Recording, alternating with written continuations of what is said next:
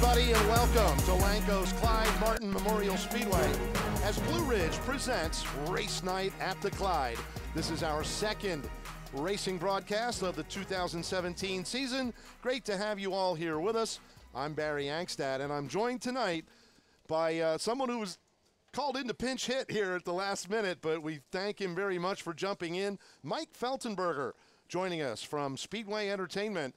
And Mike's got some TV broadcasting experience under his belt, so I know he's going to do an awesome job. And Mike, we're starting out with a division not normally seen here at Clide Martin Speedway, just a couple of times a year, but they always put on a terrific show. It's the Allstar Slingshots and the Slide at the Clide 5, and right now they are on a 4-wide parade lap.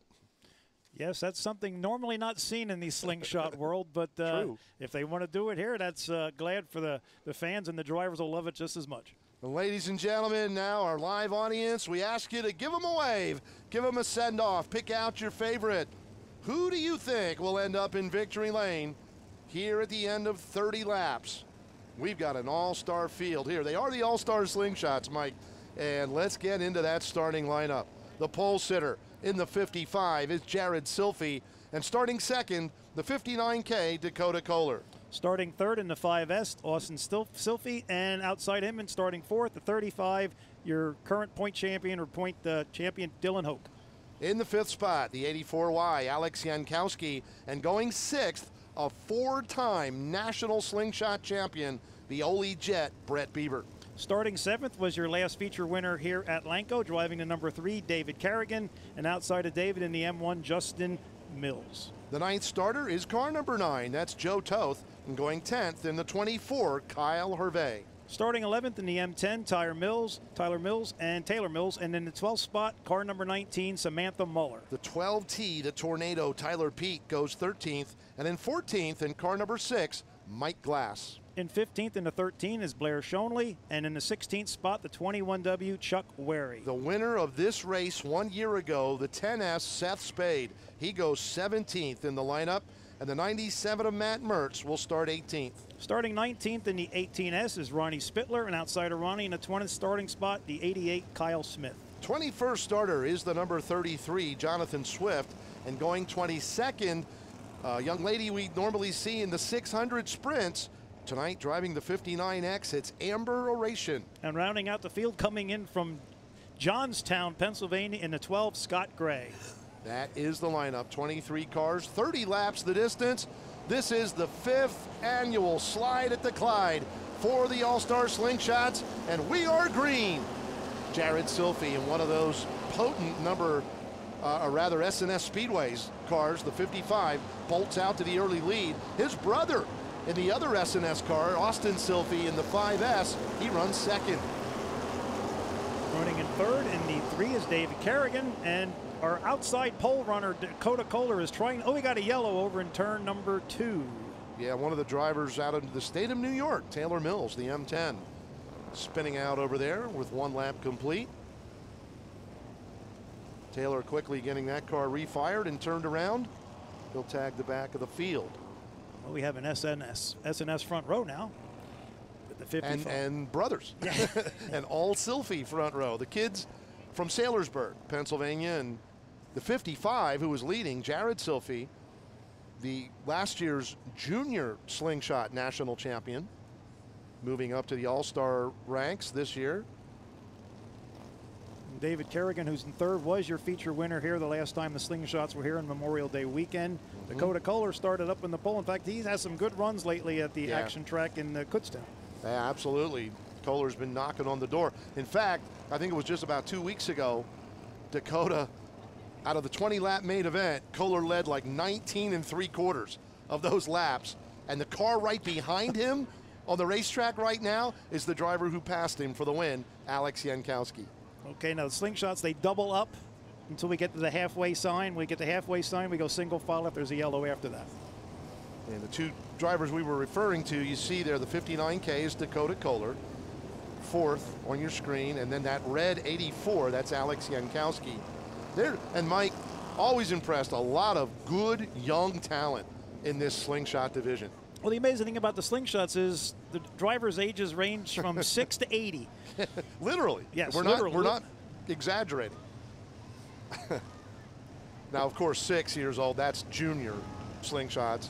Although we've got a 9-year-old competing with the All-Stars at Action Track USA, Tanner Van Doren, he does very well. and Cole Stengel, I believe, is like 10 or 11. Something around, like so, that, yeah, yes. that's true. They were going to be here, but I think maybe the truck broke down on the way to the Speedway, so the 20 didn't make it tonight. That's a shame. But we have the S&S cars up front. Yellow lights are out. We're going to go green. Jared Silphy on the inside, his brother Austin on the outside. That's the front row. Kerrigan and Kohler make up row 2. Then it's Jankowski and Dylan Hoke in the 3rd row as we go back to green. Oh, Chuck Wary spinning out down on the front straightaway. Yeah, immediately back to yellow. Wary quickly getting turned around. Chuck's been driving for quite a long time. He's took a couple years off, and he's back in. He's like teammate to Mike Glass.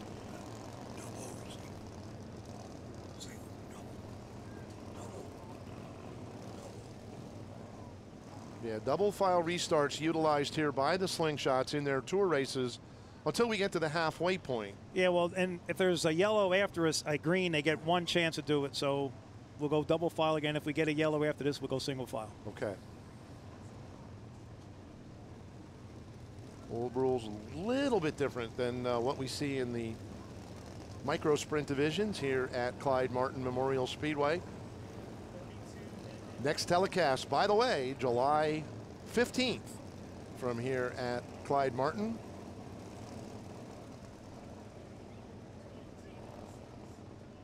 Getting everybody into proper position now. Looking at the front couple of rows there. A lot of youth, and you've got a more experienced guy like Kerrigan sitting 3rd. And of course, that 35, that's the kind of white and silver car there. Dylan Hoke, 2-time and defending national champion of this division. Right behind him's the 4-time champion, right. Brett Bieber from Oley, PA. Brett, to the best of my knowledge, still looking for his first. I know he's looking for his first win in this event, and also it would be his first win here at Lanco. He's won everywhere else, though. Yeah. It's just a matter of time. In fact, with the first 6 races that the Slingshots ran throughout the Northeast, he won 5 of the first 6 races. So they'll be coming around. Lights are out, going to go green. The S&S cars of the Silphy brothers out in front. 55 of Jared, the 5S of Austin. 2nd row, Dave Kerrigan. Outside of Dave, Dakota Kohler in the 59X.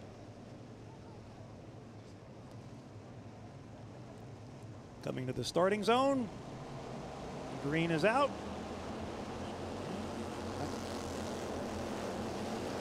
Jared got a nice run coming off the corner. Austin won at the bottom. Sort of shut down David Kerrigan as they were coming off the 4th turn. Kohler gets up to the 3rd spot with that happening. Dylan Hoke trying the outside. Coming up beside of Kerrigan. Going into turn 1. Good 3-wide battle there with Kerrigan, Jankowski, and Hoke finds the outside groove to his liking. Yeah, now Dylan will swing to the bottom in 3 and 4, ducking underneath Dakota Kohler. They came up the ranks together. They're good buddies, but they will run each other hard out of the racetrack. Kohler, look at him coming back now on Hoke. Dylan, the car at the top of the banking. Oh, he just got hit in the back of Kohler there. Yeah, and they're parked aside of each other in the pit, so that ought to be quite interesting. Hoke now working the inside. Oh, Dakota Kohler got loose. He and Kerrigan made contact in the corner, but they kind of straightened each other out. And we continue. Good save by Kerrigan. Yeah, it was. This will be lap number 6. There's your leader, the 55 of Jared Silphy. Back through turns 1 and 2. Got almost a half a straightaway advantage over his brother. There's his brother in the yellow 5S in 2nd spot. That's Austin. Dylan Hoke now to 3rd. He will try to reel in Austin Silphy and challenge for that runner-up position. Good battle for 7th there with Mike Glass in the 6 and Yankowski in the 84Y. Yeah, that battle just at the top of the screen as they went into turn 3. There's a good mid-pack shot. That's the 32 of Brett Bieber. And the yellow is out. Caution on the speedway. 88 of Kyle Smith out of Fleetwood, Pennsylvania. He is actually a relative of the fantastic Hall of Famer Charlie Gilmore. Okay. That's Charlie's grandson. Kyle, Charlie's grandson, a little bit disgusted right now. We can see him kind of whack the steering wheel in there, but he will tag the back of the field. This kid, just a ton of talent. We could see it as he progressed through the junior slingshot ranks, and gosh, how many feature wins does he have at Shellhammer Speedway? Just a lot. Well, I believe last year he was virtually unbeatable. I think they ran like 16 races and he won 14 out of 16 or something to that effect. So just tremendous. And he's got several wins at Action Track USA and the Kutztown Fairgrounds. He even won an All-Star Slingshot race last year near the end of the season at Action Track. Still got the Silphy brothers up front. Second row is Dylan Hoke and David Kerrigan. Third row, Dakota Kohler. And that's Justin Mills. Justin Mills. The M1. Justin runs well here, and unfortunately doesn't always have the good finish to show for it. I remember interviewing him, though, at least once last year, so he did get a top 3 in one of the shows. We ran the Slingshots here in the slide at the Clyde at the end of June, and then we had them again on Labor Day weekend. Seth Spade winning both of those shows last season. They joined us on Memorial Day weekend, as you mentioned, here this year, with Dave Carrigan taking home the victory. And that was almost a non-stop race. If it wouldn't have been for an engine issue, we would have got 30 laps in with non-stop. So yeah. Here we go. Double file restart. 8 laps on the board in this one. Hope leaning on Kerrigan going into turn. Oh, we got Tyler Peach sitting in turn number 4. So back to yellow right away. And it's always a little scary, you know, the full field at speed. They get up to speed, and then you've got to throw the yellow right away while they're still tightly bunched. Driver's doing a good job to get slowed up. It depends a lot on their setup, though, too, Barry. If they're set up for the top of the racetrack and they're on the bottom, they actually want to get up, and sometimes there's somebody there.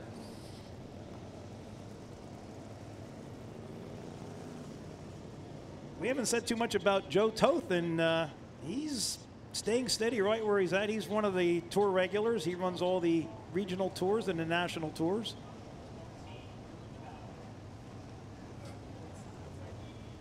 Yeah, Joe right now showing in about 9th position inside row number 5. And right there's that white and blue number 9 on your screen. There's Dakota. Good look at the 59K Dakota Kohler to the inside of the M1, Justin Mills. The real eye-opener is the 24 of Hervé. He's running 10th right now. That car is just, the graphics on that are extreme. Here we go, green coming out. Hope going to try to make a move on Silphy heading into turn 1. Yeah, Austin able to shut the door on him. Yankowski turned around. I think Toth got into the back of him. Okay. And we are yellow once again, stuck on lap 8 here in the Slingshot main event. And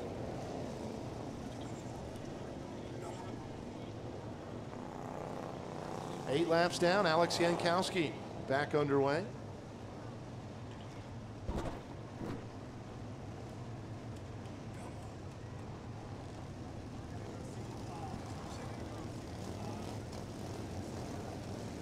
Still Jared Silphy showing the way, the number 55. Jared has had a nice week already. Big win in a 40-lap main event on Wednesday night at Action Track USA on the Kutztown Fairgrounds. We gave him the option at the driver's meeting. So we were going to go halfway, single file at halfway, but after 5 cautions, it's time to keep the show moving for all the other classes involved. So we're going to go single file the rest of the way for the Slingshots. Okay, so that direction has been sent down, and the restart cone in place now at the end of the backstretch. From here on, we go single file style for the restarts. Last season, Mike, and I'm thinking about the guy sitting in 3rd spot, Dylan Hoke. recent high school graduate. Last year, there he is. Good look at the number 35. Seemed like every big race, and when the money was on the line, or the national points were on the line, this kid came through with a victory. Boy, what a big season he had. Yes, and this year there's only one double point show for the Slingshots this year, and that'll be at the action track in Kutztown. And that was the race that he actually won last year. It was $4,000 to win. Yep. So. That one coming up in the month of August, about the middle of August. But we want to be respectful of all the other classes, so after 5 cautions, we gave him the halfway option, but 5 cautions, we're going to go single file. Okay. Field lined up, nose to tail. That's the way they'll go to the green. Jared Silphy, Austin Silphy, the top 2. Hoke sits 3rd. Carrigan 4th in car number 3. Dakota Kohler going to try to sneak to the inside of Carrigan. Challenge for 4th spot as we get back underway. There is a nice bottom groove here. You can run 2 wide, even 3 wide. So. Yeah, and last year in this race, Dylan Hope found the top. It was almost surreal to see a slingshot, and I don't want to be I'm not criticizing or disparaging, but it was weird to see a slingshot all the way at the top of the banking. But Dylan Hope found it. He made it work. He challenged Seth Spade, hounded him all the way to the finish, and we saw Hope go to the top here early in this one. Samantha Muller, the number 19, bringing out the caution this time with 9 laps complete. Figured in the first turn a little bit too hard. Back end came around. So the field slows up once again. It's tough as a driver. You have the yellows, and it happens. You know, it happens. And there's a lot of drivers not familiar with the surface here. They only run here a couple of times a year. But to have these call, you run a green lap, then a yellow, then a green lap, then tough to get into a rhythm as a driver. We haven't said too much about Mike Glass, but he's sitting in the 7th spot, and he started 14th, so he's coming through the field rather quickly, 9 laps in. Mike Glass ran these cars for many, many years before moving up to other divisions. Now back in a slingshot, and we're going to see him in a 125cc micro sprint as well. That M1 of Justin Mills to the infield. Oh, and now Blair Shanley goes around in the middle of turns 1 and 2. This is sort of uncharacteristic for the Slingshots. I mean, the last couple races we've run, we've had 1 caution, 2 cautions, and no caution. Yeah. So. I don't know. I didn't think it was full moon. Looking around though, we better check. maybe that full moon is sneaking out on us. Tough break. Blair Shanley.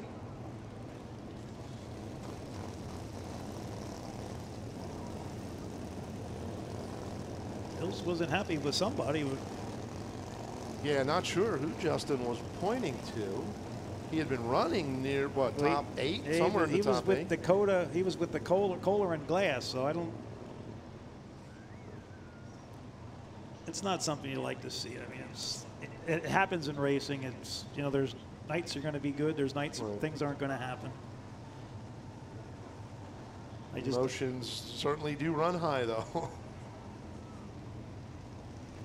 But he has a 3.5 hour ride home, so I think he would have liked to at least finish the race. And sure. Absolutely. Now he's got to cheer for brother Taylor, the M10, who is mired right now with a long way to go yet. But about 12. Yeah, not too bad. So we've got 9 laps in the books. Unfortunately, Blair Shanley's car on the hook. Over there in corner number 2, watching the cars roll under yellow. We'll take you back through the field. It's Jared Silphy and Austin Silphy, the top 2. Dylan Hope, the 35, sits 3rd. The 3 of David Carrigan will restart in 4th. The 59K Dakota Kohler rounds out the top 5 at the moment. In 6th is car number 6. That is Mike Glass. The 24 of Kyle Hervé will restart out of the 7th spot. There's Kyle. And I always say, yeah, go ahead, stare at that car for a while. It is awesome, though. I really like that graphics package. 32 of Brett Bieber, now in the 8th spot. Brett slowly, methodically working his way forward. Seth Spade working through traffic as well. He is 9th, and we are back to green. And Dylan Hogue immediately to the top of the banking. There he is, just coming into view. Look at him, way up, much higher than everybody else. That's a good 3-wide battle. 2 wide off. Yeah. Hogue, Carrigan, and Dakota Kohler. Mike Glass gonna join the party there as well. Samantha Muller. Yep. Sorry, Mike. The 19 of Samantha Muller. There's that white car. Reason for the yellow. Toth pulling it into the infield. We will usually call that the announcer's curse. Talk about somebody, compliment them, and in a lap or two, they're out of the race. And unfortunately, it just seems to happen a lot. More than it should. I hope it's not our fault. Here we go, a little replay showing some of the action. The 9 of Toth was up. Yeah, wow, he just slowed up all of a sudden. Looked like he was still at speed through turns 3 and 4. Yeah, he came off the corner, was running with somebody, and then just made a left turn. Yeah. And in fact, he pulled it out. He's in the pits already. Yeah, tough break. Really sharp looking race car. I like that one. It's amazing the graphics that are on the small cars. The micros, really they're fantastic. The slingshots, it's just incredible how graphics can change what a car can look like. The S&S cars, they've looked the same now since. Actually, I don't know if the one car, it might still be, there is one of the S&S cars was one of the first 10 original cars built by Rich Tobias in 1999, and it's still racing and still winning. Yeah, glad you brought that up, because that is just amazing. We hear about it in any division of racing, any form of racing. Oh man, I got to have a new car every year, new car, new car. And, you know, here's 1 or 2 that are 18 years old. Yeah, exactly. And leading, they're up front in this race. Here come, boy, Jared Silphy, what a restart he got. Just sprinting away from the field. 11 laps now showing on the board. And that race for second spot, still a good one. I'm watching back a little bit farther. Matt Mertz thinks he's a micro. He is, look at it, he is up the 97. He's way wide on the turn. There he is. He'll go into the first turn and he'll go up. Incredible. And it looks like if he could get the car to kind of twist a little bit better, he'd get the that spot. was pretty good. He'd get the spot coming off the corner. Yeah, let's watch him now. If the camera stays on him down there in the first and second turns.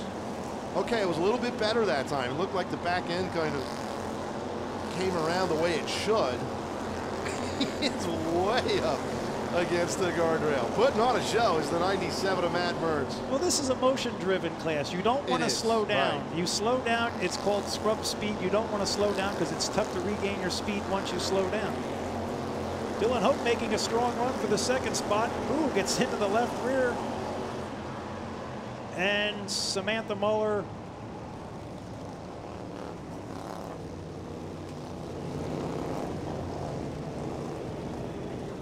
We sort of have a rule in the Slingshots, three solo yellows, and you can call it a night. Same rule here at Clyde Martin Speedway, yeah. Yeah, we call it the 3-strike rule. And if you stop on the track 3 times, 1 event, yeah, you're sent to the pits. But at the same time, an issue on the backstretch, and that would be the 59X, Amber Oration picking up the ride. But losing a tire. And losing a tire, yeah, left rear tire. Tough break for Amber, so they will get a 4-wheeler backed up there and get that car lifted up. There, you got a good look at it. Amber will be back out in her number 10 600 micro sprint for that main event coming up here a little while. Following this one, and we're now halfway through. I know the graphic says 15 out of 25 laps. We're actually going 30 laps here for the Slingshots since it is a national tour event. So we are now halfway through it, 15 down, 15 to go. The Sportsman Micro Sprints, their 25 lap main event will follow this one, and then it will be time for the 600s. It's always fun though when we have the Slingshots here. Just different. It is a different division, a different look to what we're accustomed to seeing. And of course our 5 weekly divisions just put on a tremendous show here every Saturday night. But it's always fun to see a different class come in here. And the Slingshot, this track, I think, well suited for the Slingshots. Yes, very well suited. I mean, the Micros, you're looking at a sprint car deviation. The Slingshots, you're looking at a modified stock car deviation. And they're all chain driven as well. As the engines are chain driven, Briggs & Stratton Vanguard engines. So, you know, it's the engine compound's still the same, just a little bit different stroking. 2-barrel carburetor on these cars. Junior Slingshots run a single barrel car, but like you said, chain driven. And I believe the Vanguard Briggs & Stratton engine is about 38 horsepower. Well, actually, they come in from Milwaukee at 15.2. Okay. And Ron Hollinger, our engine builder, sends them out at 39.4. There we go. And the amazing thing about it was we actually ran on the 3/8 mile asphalt oval up at Syracuse, Oswego. And they had the timer at a radar gun at the end of the straightaway, and they timed Steve Hickson going 91 miles an hour coming down the straightaway at Oswego. So they are fast little race cars. Gonna go green. And again, those of you not familiar with these single file restarts, there's the cone. They've got to stay to the outside of the cone. No passing until you get by the cone. And don't hit the cone, because we penalize you for that. You go to the rear. Everybody got by safely that time. We're back underway.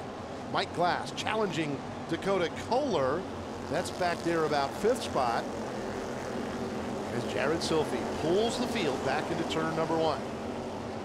Ooh, Hervé left the bottom open for Brett Bieber. He gets underneath the 24 coming off of turn 2. Yeah, Bieber will pick up a spot. There's Dylan Hoke and Dave Carrigan digging hard off corner number 4. It's Jared Silphy just every restart just pulls away, and it doesn't take him very long. That car has been so good for so long. We saw it. It really didn't matter who's in it, you know. Right, exactly. And that's not to put down any of the drivers that have wheeled it either. There's been a lot of talented. Well, you have an all-star feature, all-star and World of Outlaws sprint car feature winner that drove it, Ryan Smith. Ryan Smith, that's right. It took Danny Buckafuska to 2 consecutive point titles at Action Track USA. And Chris Kurtz, I think, was a big feature winner in it. Yeah. Don't know if Randy Smith was the first winner of this. This event, yes. And I'm trying to remember if it was the 55 or the 5S. I was trying to figure it out. Might have been the 5S. Yeah. Joe Bodenshots, that was back in 2015, drove the 5S to the win here in the slide at the Clide. In fact, I've talked to him later, and he said that he only got a call from Randy at like 2 o'clock Saturday afternoon if he wanted to fill in, and he ended up taking the car to victory lane. Oh, Brett Bieber and Dakota Kohler having a good run there for the 5th spot. Now it's Dakota Kohler using the top side of the banking. Laps winding down now. Your leader off corner number 4 puts lap 24 up on the scoreboard. 6 remaining. Looking at some of the action a little bit farther back in the pack. There's the leader, Jared Silphy, closing in on Jonathan Swift in car number 33. About to put Swift a lap down. 5 to go. Well, right now there is 535 Slingshots that are racing across the United States and Canada. And we also do run these indoors. Jonathan Swift just will not move over for the leader. He's going to race him. It's good Silphy's got a comfortable advantage over his brother. Jared finally able to muscle by the 33. Lap 27 now complete. Everybody pretty much single file. The 6 of Mike Glass, we've talked about him off and on. He has now driven his way to 5th, so Glass into the top 5. And here's the good battle for 6 with Bieber and Kohler. Yeah, they're down the front straightaway and back to turn 1. Your leader, though, coming off the corner. We'll see the white flag this time. Oh, Jonathan Swift now calling it a night. Pulling to the infield. Silphy down the back chute for the final time. Headed for checker. Winning slide at the Clide 5. The 55, Jared Silphy. Austin Silphy 2nd, Hope 3rd, Kerrigan 4th, Glass fifth. I think Bieber might have got Hope for six, Kohler for sixth, and then we have Seth Spade and Kyle Hervey.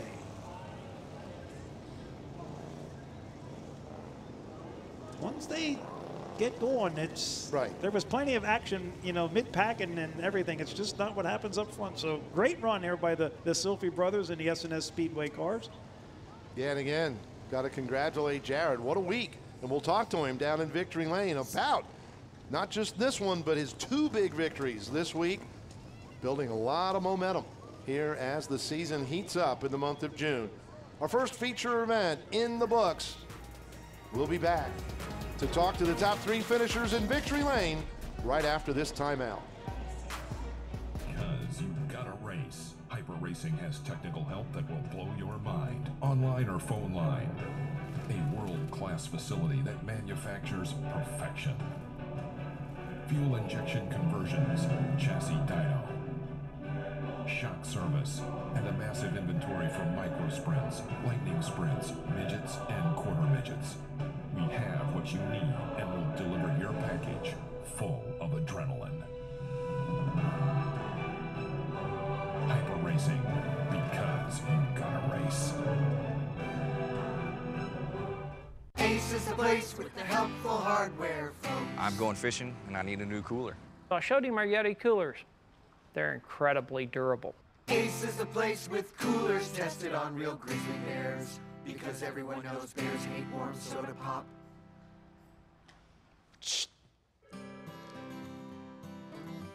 Visit your Ephrata Keyade Ace hardware store for all your home improvement and hardware needs.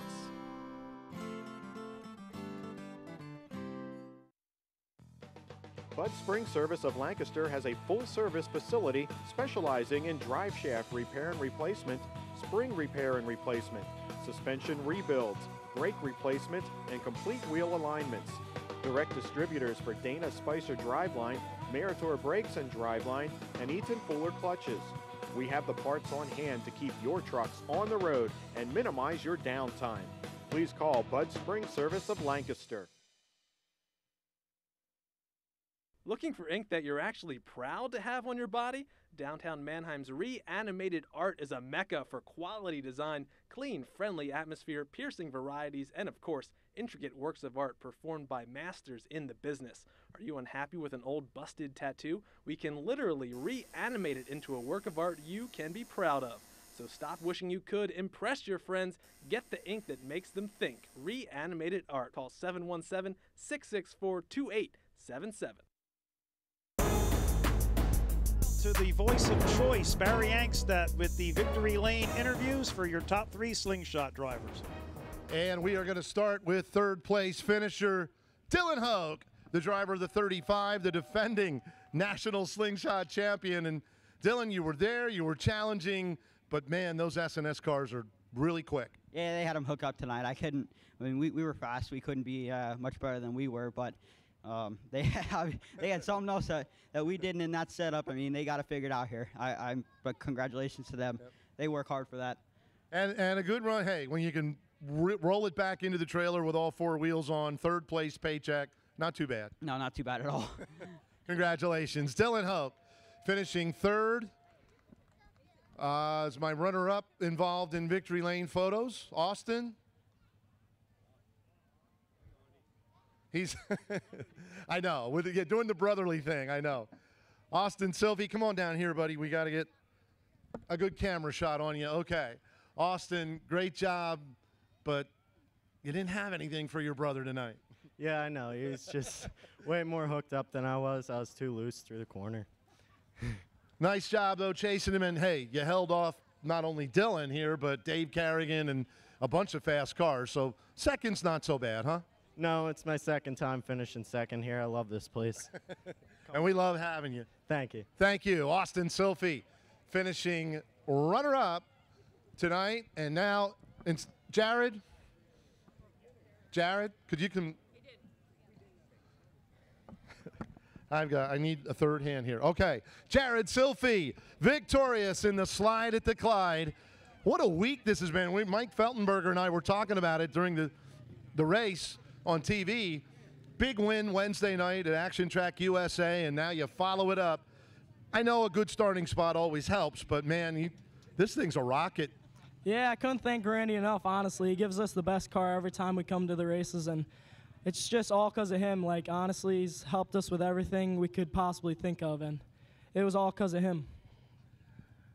I don't know. I think you're giving the owner a little too much. He's smiling over there, giving him. You know, he won this race the very first time we had it, so I'm sure he puts a lot of pressure on his drivers to follow up, right?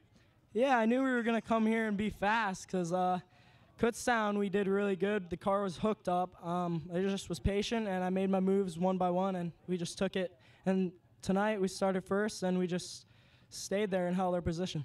There we go. Jared Silphy, victorious. Jared, I'm going to get you to, can you grab that marker, please? Sign that cup. That will go to a young fan. Joe Gring, by the way, Joe Gring. And in the meantime, we're going to send it back upstairs to Mike Feltenberger. Okay, thanks, Barry. That was our top 3 finishers. And we will go to break and come back with the Sportsman feature for the Micro Sprints. Drive over to Hollinger Sports and Turf. We supply only the highest end power equipment. All the best brands of ATVs ready to tear up the dirt. We have the names you want in everything adventurous and sporty, whether it's gear and apparel, lawn and landscaping equipment, or just the rides. Our friendly service will provide you with the greatest in Honda, Polaris, Can-Am, Ski-Doo, Cub Cadet, and more, letting you enjoy the outdoors the way you should at Hollinger Sports and Turf. When all your work is done, you're ready to have some fun. A big party for everyone, a time for celebration. Eagle Rental is your complete party rental and wedding service center. We have everything you need to make your special event memorable and stress-free at a competitive rate. Stop by our showroom and marvel at all we have to offer. Eagle Rental Center. For work or play, we've got it covered. Perfection doesn't happen by chance. Perfection is the result of constant innovation, persistence, and extreme engineering. At Hyper Racing, we seek perfection in everything we do. It's in the soul of our new X7 chassis. It's why our drivers have over 6,000 feature wins. Experience perfection. Go to hyperracing.com and get the 2017 Hyper Racing catalog. Be a part of perfection. Hyper Racing. Bud Spring Service of Lancaster has a full-service facility specializing in drive shaft repair and replacement, spring repair and replacement, suspension rebuilds, brake replacement, and complete wheel alignments. Direct distributors for Dana Spicer Driveline, Meritor Brakes and Driveline, and Eaton Fuller Clutches. We have the parts on hand to keep your trucks on the road and minimize your downtime. Please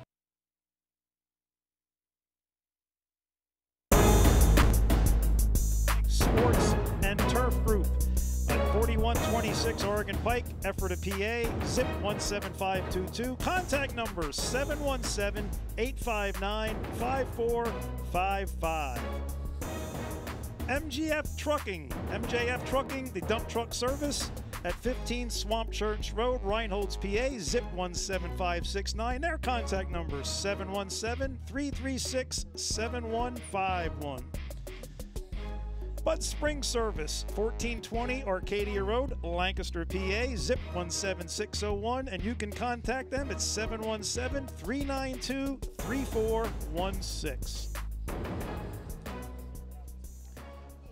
Coming up next will be the Sportsman feature.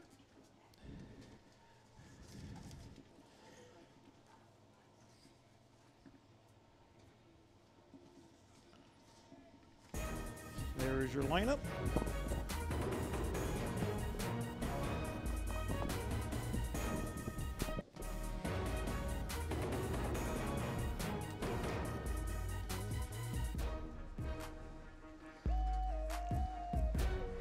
Okay, we're going to go to a quick break. Be back with the Sportsman Micro Racing in just a minute. Drive over to Hollinger Sports and Turf. We supply only the highest end power equipment. All the best brands of ATVs ready to tear up the dirt. We have the names you want in everything adventurous and sporty, whether it's gear and apparel, lawn and landscaping equipment, or just the rides. Our friendly service will provide you with the greatest in Honda, Polaris, Can-Am, Ski-Doo, Cub Cadet, and more, letting you enjoy the outdoors the way you should at Hollinger Sports and Turf. When all your work is done, you're ready to have some fun. A big party for everyone, a time for celebration. Eagle Rental is your complete party rental and wedding service center. We have everything you need to make your special event memorable and stress-free at a competitive rate. Stop by our showroom and marvel at all we have to offer. Eagle Rental Center. For work or play, we've got it covered.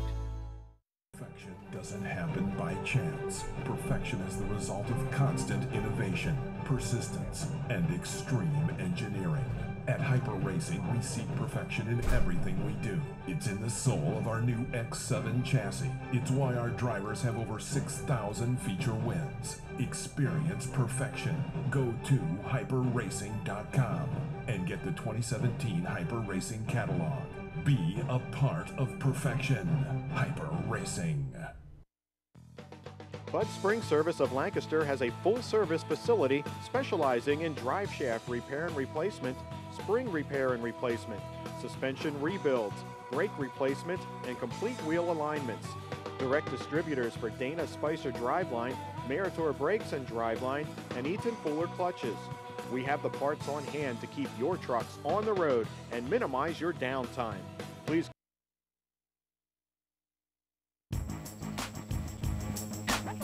Welcome back to Lanco's Clide Martin Memorial Speedway. We're ready to go with a 25-lap Sportsman Micro Sprint feature. These are 250cc stock engines. We call it the Sportsman class, has been for years. And the field is formed up 2 by 2, and Mike, front row is the 4A of Alex Funari and the 7C Curtis R. Miller. Second row, the 92 of Sam Schneck and a 25K of Charles Hellinger. Row number 3 on the inside, it's going to be car 7, Dave Schroeder, and the 4, Mike Miller. 7th spot, the 87 of Austin Graby. 8th spot, the 3S Sheena Schaefer. Back in 9th, driving the number 88, a one-time winner this year, Nick Skias, and the defending Sportsman Point champion tonight in the 5K, Danny Lane Jr. In 11th in the 3M is Cameron Bellinger, and in the 12th starting spot, the 5S Jason Swaden. Row 7 has the 15 of Robert Shanaman and the 88K Kane Rogers. Caution, lights are out. Ready to go. Yeah, we'll get the rest of the field introduced as the race goes on. Here they come. Green in the air, 25 laps the distance.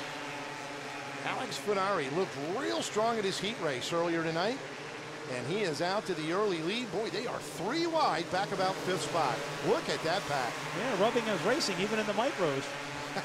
Absolutely, it's short track action. Ooh, now Dave Schroeder got hit, knocked up the banking, and one car. Oh, and we got one going over on the backstretch. That is Schroeder. And the yellow flag had already appeared. Not sure. I guess usually when you see something like that, it's because somebody was slowing down and they weren't. Yeah, in front of you, and yeah, an oops kind of situation. Schroeder over. The yellow originally thrown for the 88K. That's Kane Rogers in the middle of turns 1 and 2. And we'll be able to take a look at it. Oh, he just got tagged. He was slowing down and coming down. And yeah. Danny Lane may not have realized that the yellow lights were on. It was a hard hit. Yeah, it was. That's Dave. There's Dave Schroeder out of the car. That's the good sign. Standing there next to it, I'm sure quite a bit upset.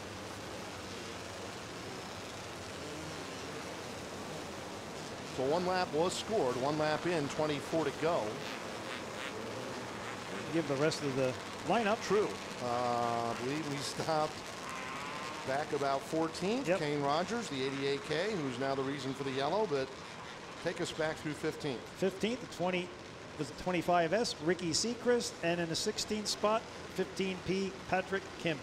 77 of Michael Kreiser will start 17th, going 18th in the 36S, Steve Smith Sr. In 19th, the 22 of Clinton Hauser, and the 20th starting spot, 26A, Alan Durham. The 28 of Cody Seacrest starts 21st, and in 22nd in car number 12, Jason Conover. And rounding out the field in the 23rd spot, the 71 of Brian Kramer, and in the 24th spot, the 04 Samuel Borger. So now you've been introduced to the entire field. Still rolling around here under the yellow. Kane Rogers back underway. He'll go to the back of the field. Schroeder's car has been taken off of the speedway, headed back to the trailer. Now the micros will go double file up until there are 5 laps or less remaining. If we have consecutive yellows without completing a lap, then we go single file until we get a lap scored once again. Then we go back to double file restarts. If we have 5 or more cautions in a race, then we go single file. So we'll talk you through it, folks. It's all right. It's pretty standard when it comes down to, I mean, there's a lot of track procedures that different tracks use. Right. Some tracks will go single file as soon as they get a lap in. Used to be that way here. Yep. But is it fair for the guy that's starting 26th? He's already half a track behind, and he's got a long way to go. That was always the rub, yeah. So changed it actually last year, I believe. Last season was the first time we doubled them up for the restarts, and worked quite well. Certainly does make it exciting. Yes. No question about that. Like we saw in the slingshot feature, the guys that are set up for the top, they want to get to the top. So, you know, they might rub and race a little bit, but they always find a way to get to their spots. And the lights are out, we're going to go green this time. Alex Finari, the 4A, down on the inside of row number 1. The former Sportsman Division point champion, the 7C, Curtis R. Miller. He's on the outside of the front row. Sammy Shank, the Bordentown Blast, in the number 92. She's 3rd. And the veteran Mike Miller in the number 4, already up to 4th. Here we go.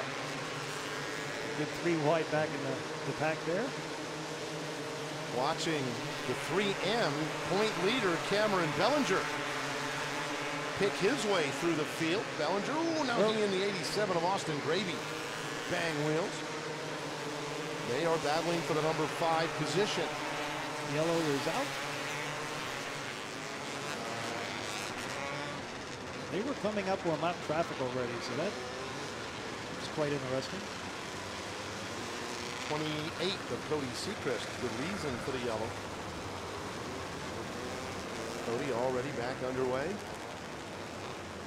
So with 3 laps now, we'll get them lined up properly and ready to go. This one will be a double file restart once again. For many of you fans that don't know, there's a thing inside the driver's helmet with the earplug. It's called a receiver, and the tower control will send down the drivers, tell them what starting spot they're in. They'll let them know if there's any, you know, action on the racetrack as far as yellows and stuff, to be aware of that. But there's a thing called receiver, and it comes in handy now.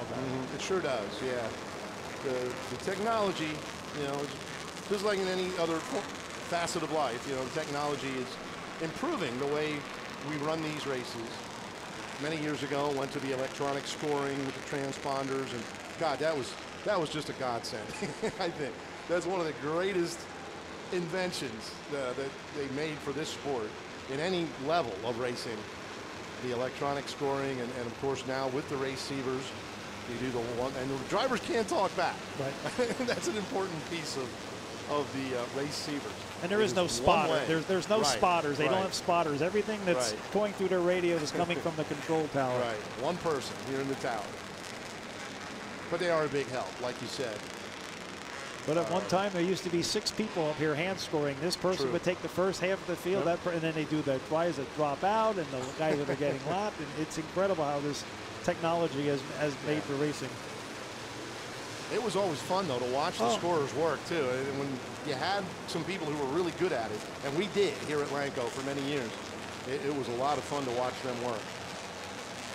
Nerve-wracking for them at times, but Now the leader here, they do get the option of starting the inside or the outside once the initial they have green's lane thrown. choice. Yes, correct. Funari picking the inside. Good point. 3 down, 22 to go. Still in the early stages of this one.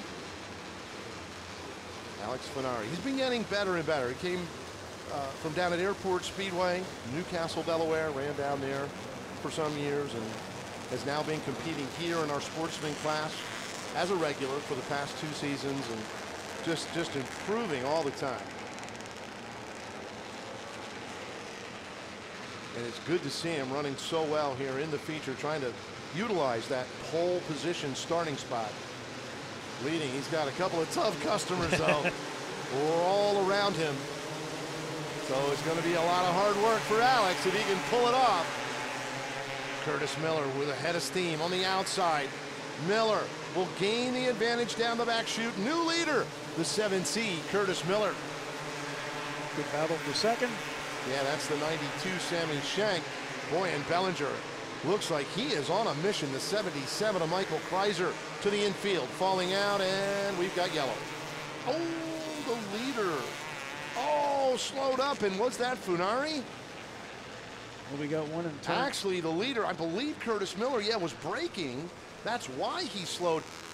I saw him coming out of turn 4. He actually slowed before the yellow lights came on. And I thought, wow, Curtis saw what was happening, knew they were going to throw yellow, but no, he was braking. Unfortunately, and Alex Funari was right behind him, could not help it, climbed up and over the right rear wheel of the 7C.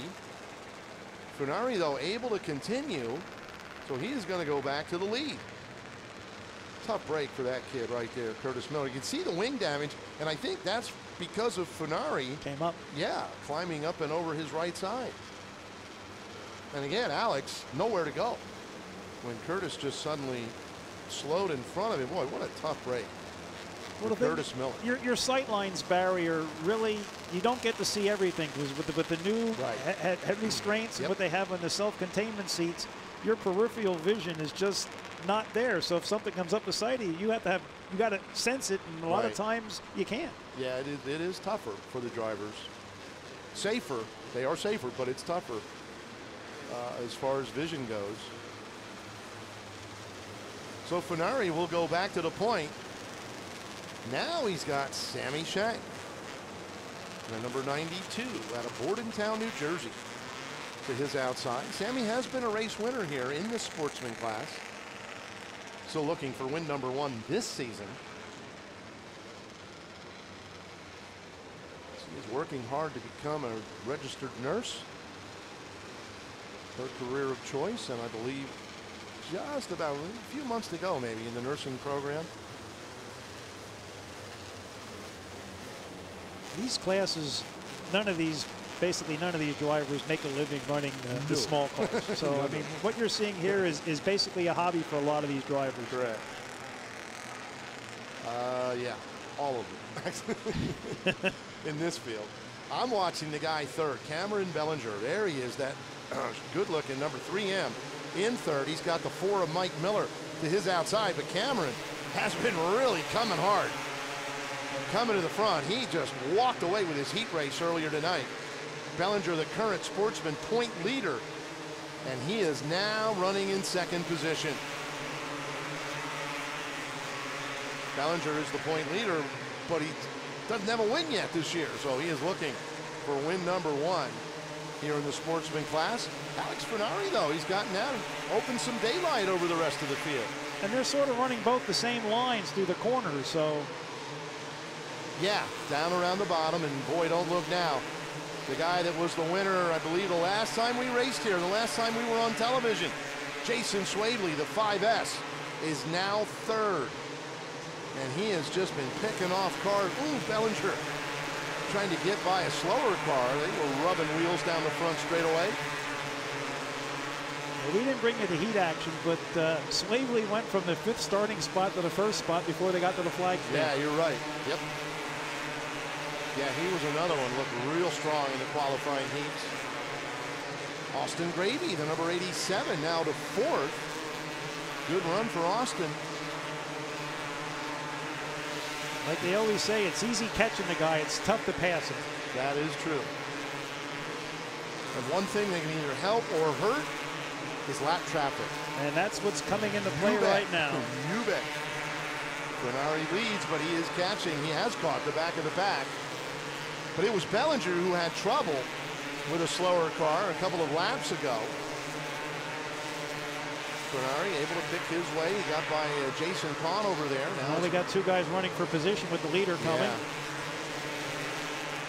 Grenari to the outside. He's working on Steve Smith right now. The 36S. There's a good shot. Grenari taps it. Yeah. But look he's coming. Bellinger's coming. Oh, yeah. Smith has slowed up the leader just enough to allow Bellinger to close the gap. Grenari finally able to get by Steve Smith. Now Swavely's in the picture. Oh, yeah. And there's only 10 laps remaining. This one going by in a hurry. And a good battle for the lead shaping up here.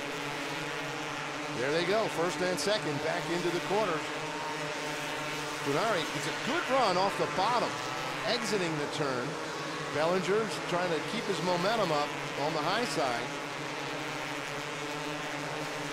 There they are, first and second. The 22 of Clinton Hauser, a rookie, in front of the leaders now. But wheels, and Bellinger's going to try the high side. 7 laps remaining. Got a good run. You bet. Big run by Bellinger. Nose in Slams front. the door. Oh, yeah. New leader with 6 to go. This 04 just isn't up to speed. He just, and now we got, oh, look at this. Swavely tries a move. Yellow is out. Yeah, one car stopped atop the banking in corner number 1. That's the 3S of Sheena Schaefer. Mechanical issues sidelining Sheena, forcing her to come to a stop here on the racetrack, bringing out the yellow with 5 laps remaining.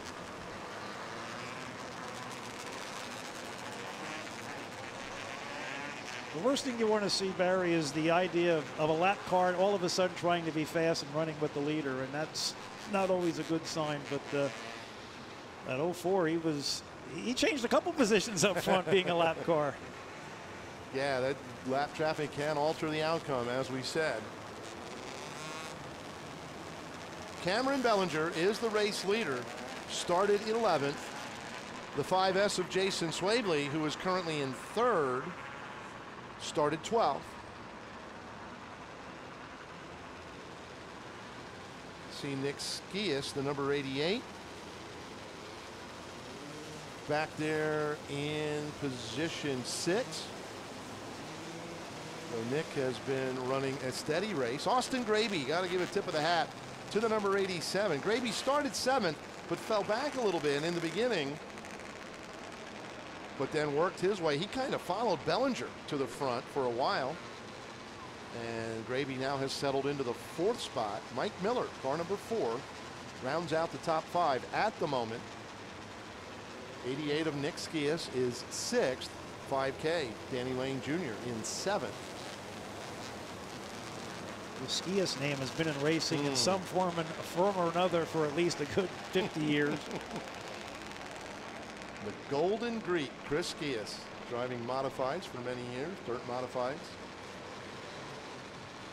Nick is actually one of his grandsons. Yes.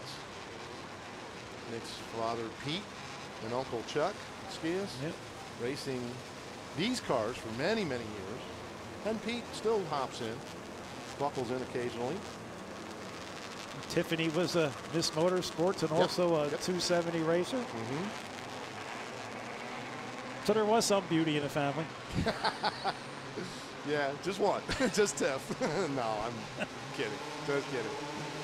Here we go. Bellinger got a good start. He did. Yeah, he did. Oh, we got a spin in turn number. Oh, and spin in turn number 1. Yeah, Robert Shanneman, the 15, will bring out the yellow with 5. Well, still stuck on lap 20. 5 to go. And we're inside that 5-lap window now, so the restarts will be single file, all of them.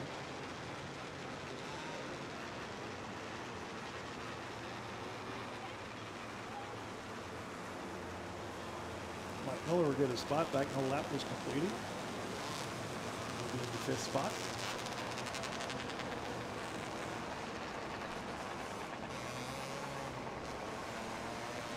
It's amazing when you look at some of these classes with, you know, the same numbers on the cars. It's like, phew, wow.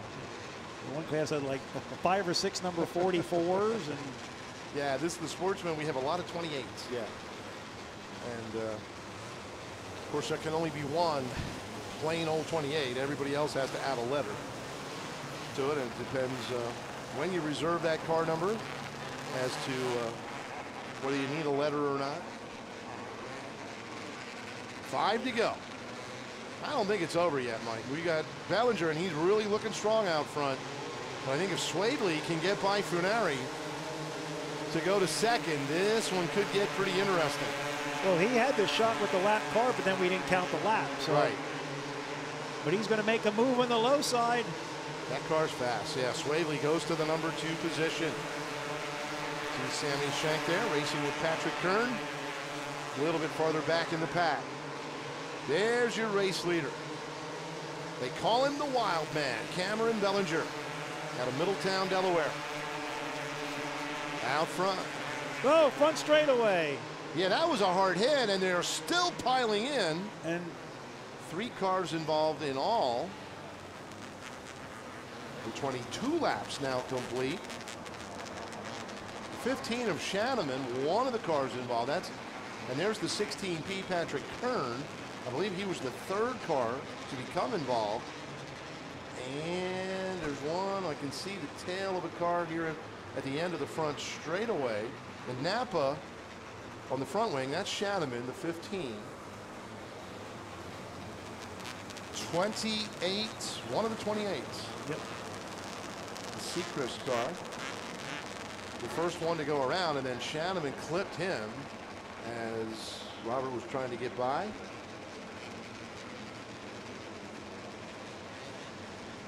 Watching that though, there is a pedal in there called a brake pedal.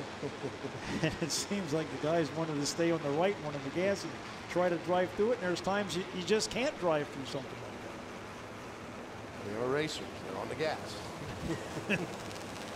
And now they're on the wrecker because they were on the gas too now much. On the record. Yeah, absolutely. 3 to go. 600 main event, 600 sprint main event coming up next. You want to give the top 8, Barry? Sure thing. Let's take them through. Cameron Bellinger, the 3M, is your race leader.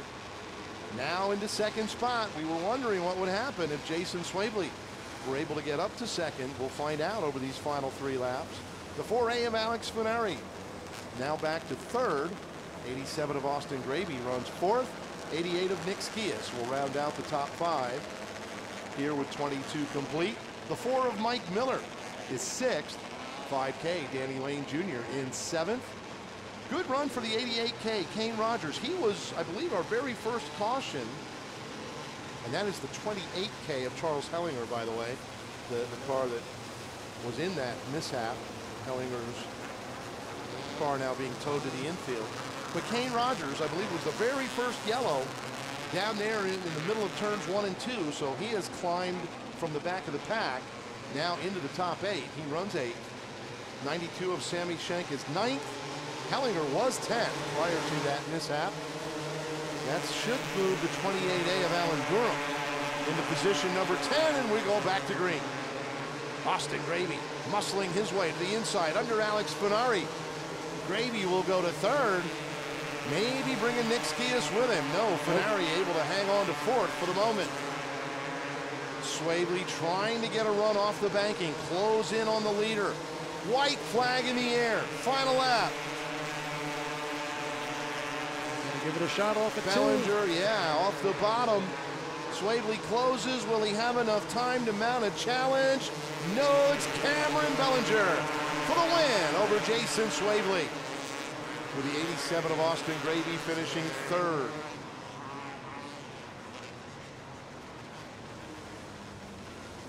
Strong run by both Bellinger and Swaley. There they are congratulating one another as they pull down to the inside of the front straightaway to victory lane. And that's where we'll be in just a few minutes to interview the top 3 finishers. Don't go away, folks. We're just getting started. We still have 4 main events to cover, and we'll be right back at Clide Martin Memorial Speedway. Race. Hyper Racing has technical help that will blow your mind. Online or phone line. A world-class facility that manufactures perfection. Fuel injection conversions, chassis dyno, shock service, and a massive inventory for micro sprints, lightning sprints, midgets, and quarter midgets. We have what you need and will deliver your package full of adrenaline. Hyper Racing, because you gotta race. Ace is the place with the helpful hardware, folks. I'm going fishing, and I need a new cooler. I showed him our Yeti coolers. They're incredibly durable. Ace is the place with coolers tested on real grizzly bears. Because everyone knows bears hate warm soda pop.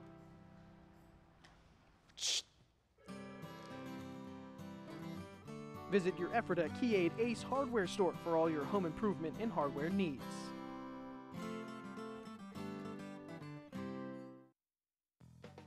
Bud Spring Service of Lancaster has a full-service facility specializing in drive shaft repair and replacement, spring repair and replacement, suspension rebuilds, brake replacement, and complete wheel alignments.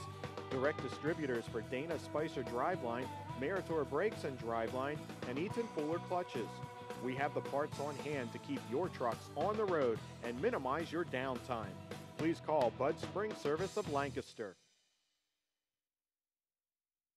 Looking for ink that you're actually proud to have on your body?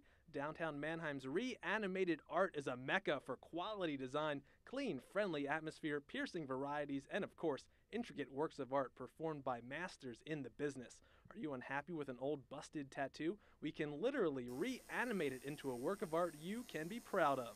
So stop wishing you could, impress your friends, get the ink that makes them think. Reanimated Art. Call 717-664-2877. Victory Lane interviews down to the Lanco track announcer Barry Angstad. Thank you very much, Mike. And we're here with third place finisher Austin Graby. This thing was good. It looked like you were following Cameron through traffic there early in the race and got up to third and kind of got stuck there. Yeah, those 2 guys that finished ahead of me, they're on a whole nother level right now. So, it's going to be tough to beat them. But we got a good car right now. We've been pretty consistent, so I just hope we can keep it like that. Absolutely, Austin, great job. Finishing third, Austin Graby. We'll see him out here in the 125cc main event as well. Runner-up, Jason Swavely.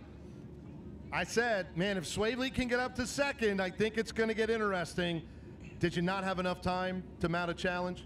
No, we just ran out of laps. The top was definitely really coming in for me. The bottom really started getting slick. I just needed a couple more laps. I think if I could have got there on like lap 18, maybe along some green flags, I think we might have had a shot. But they beat us there tonight, and they deserve the win. There you go. And I know you got to get ready for this next one, so we'll let you go, Jason. Great job. Congratulations. He's got to go get buckled into his 600 and get ready for the next race. They are still taking pictures here in Victory Lane. And now I'm going to ask the winner, Cam, could you please come back here with me so that the camera can shoot over the fence? Winner, winner, chicken dinner. Cameron Wildman Bellinger. I bet you made this guy feel a whole lot better with that run to victory. I'm just so glad. I have this thing inside of me where anytime Angelo has a medical, issue, I always step up to the plate. Every time he's been in the hospital the following week, I've won, and I'm just thank the Lord above for all that. It just means everything. He's not even supposed to be here right now. He worked. He was off work. He worked on his car all week, redid everything, and he finally found that little bit of speed that we've been needing. Oh, it was awesome. Point leader, I talked about it on TV, point leader, but minus a win. Forget it now. You're a winner. Well, this is winner number 2. I won 1, but you know what? The points leader, usually you finish top 5, you can do good. But this sportsman class, every week, it just surprises the crap out of me. It's retarded. I've never raced so hard in my life, and I feel like if I don't win, I won't win the championship. But I have to thank Quickle Deer Farms. They're here every week and support us. Angelo and Dawn, the car owners, my wife Ava, Justin, Andrew. Without this whole group, man, nothing could be done. Bet's Garage, just everybody that helps us. Thank you, and this is the best racetrack in the world. In the world, I like that. Cam, let's get you to autograph this cup. Again, Jackson Eckenrode, you are going to get the Chameleon Cup signed by Cameron Bellinger. And I'm going to give you that winner's decal, the all-important decal. How about it, Cameron Bellinger in victory lane? Mike, we'll send it back up to you. The 600s are ready to go. Okay, thank you, Barry. Good job by Karen Bellinger, and we're going to have a break before the 600 Micro Main.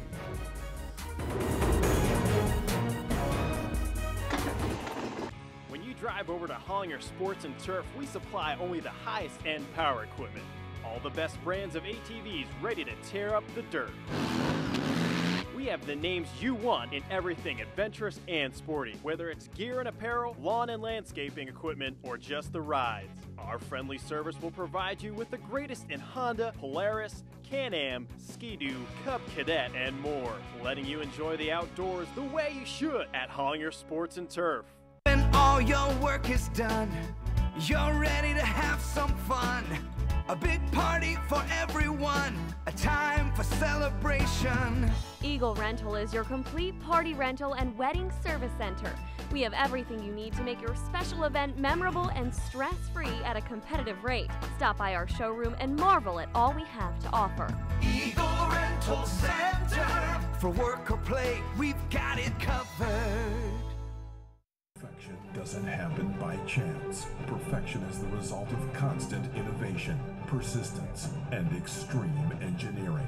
At Hyper Racing, we seek perfection in everything we do. It's in the soul of our new X7 chassis. It's why our drivers have over 6,000 feature wins. Experience perfection. Go to hyperracing.com and get the 2017 Hyper Racing catalog.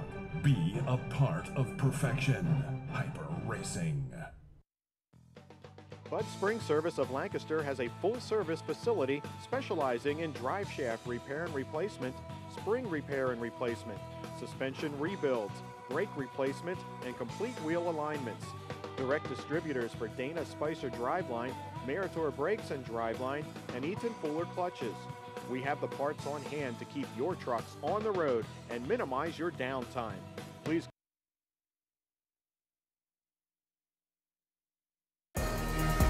Hey, special thanks to Man Contracting Incorporated. Phone number 717-336-4466. Reanimated Art Tattoo Studio. One of our sponsors, 717-664-2877. They're on North Main Street in Manheim. Scratch Bakes, 3 West Main Street in Ephrata, PA, 17522. Contact number 717-466-6464. And there they are, assembled, ready to go on the front straightaway, the 600s.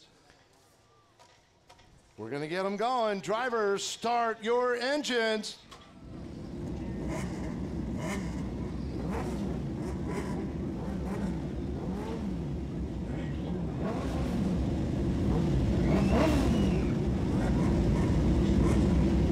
Field has fired 24 cars scheduled to take the green in this 25-lap main event.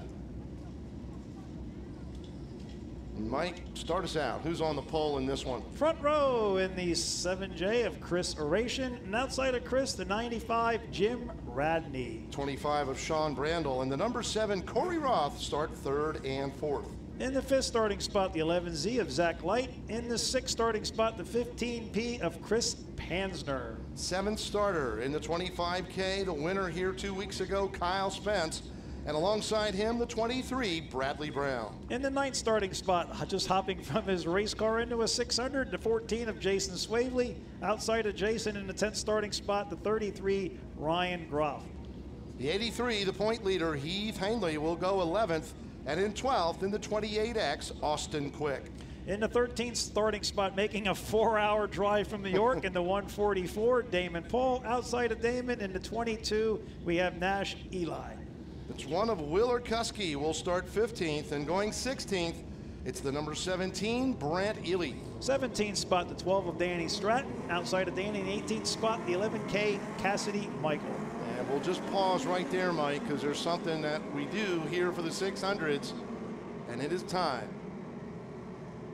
Ladies and gentlemen, forget about the rest. You're looking at the very best, and we've got them 4 abreast. You won't have to wait. The ground's about to shake as the Super 600s go side by side and 3 wide at the Clyde. It's 600 feature time here on Pink Out Night at the Speedway.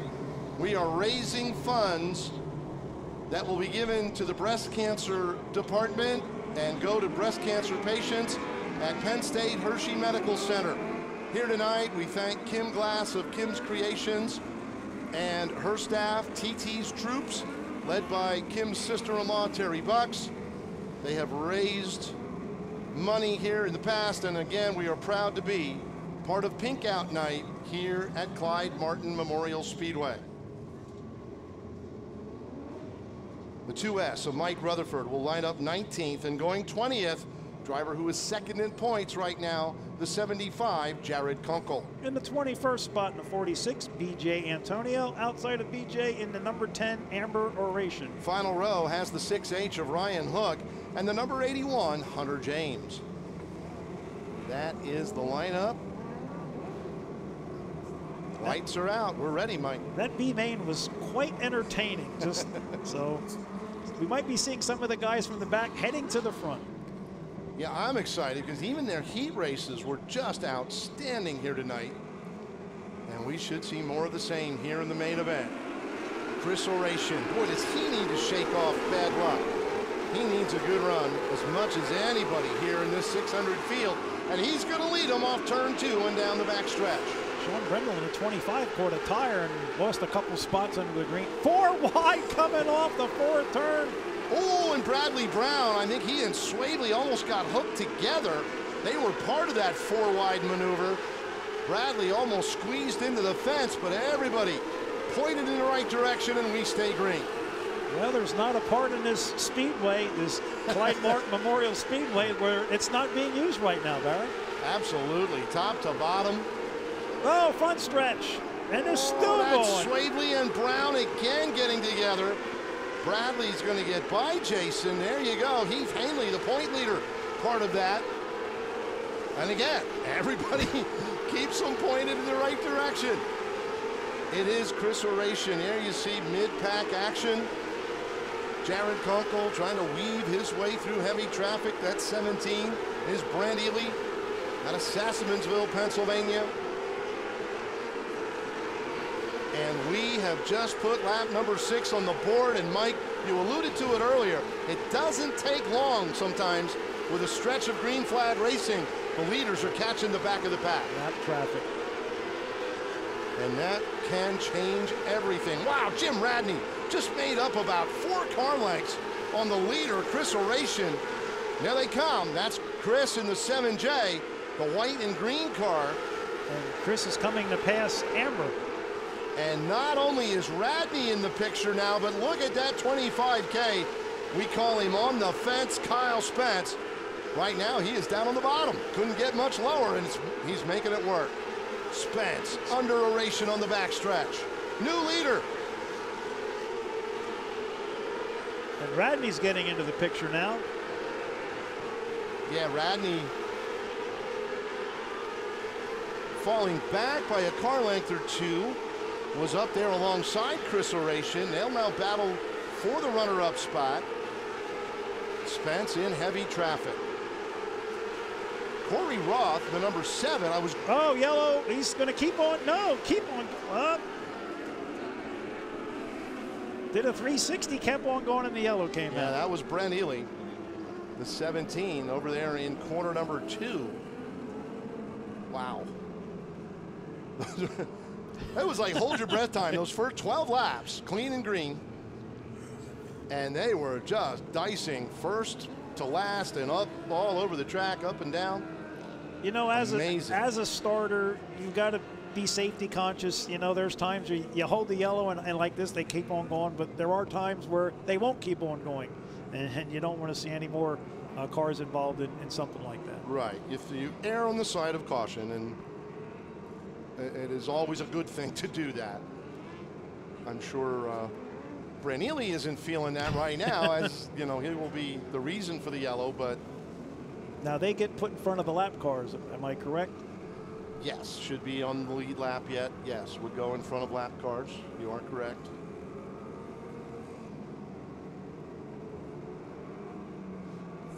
$11, and we are going back. Actually, the lap counter was showing 12. We're going back to 11 now, as the lap 11 was scored. We only had probably 1 or 2 cars cross the line for lap 12, so we'll go back to 11 complete. Well, we have Damon Paul sort of in the middle of the pack in the 144. He came down from the Accord, New York area, and they actually had a quick get a wing and put a number on it because he runs wingless at Hamlin Speedway. Yeah, I believe he was a Action feature Track winner. USA too. Yep. Yes, he did win his first 600 race at Hamlin last weekend. Graduate of the Slingshot ranks, a former junior Slingshot national champion. And he did have a victory lane interview that was quite interesting. When they asked him about, you know, what's it take to win, he goes, I win because chicks dig drivers in racing suits. That's right. And we have been teasing him about it ever since. I call him the Stony Point Stud. He's out of Stony Point, New York. Great kid, though. Great kid. But yeah, that was an Any interview that, with Damon, yeah, he's going to generate some laughs. It's guaranteed. Chicks dig guys in racing suits. That was incredible. And then later, I think it was at the awards banquet, he tried to deny saying it. And no. And he's only like 15 or 16 years old. Yeah. He's one of those good young, really good young drivers that we talked about earlier. And in the Slingshot division, they're everywhere. The good young Chargers. Going green. Everywhere. Here we go. Kyle Spence, now the leader.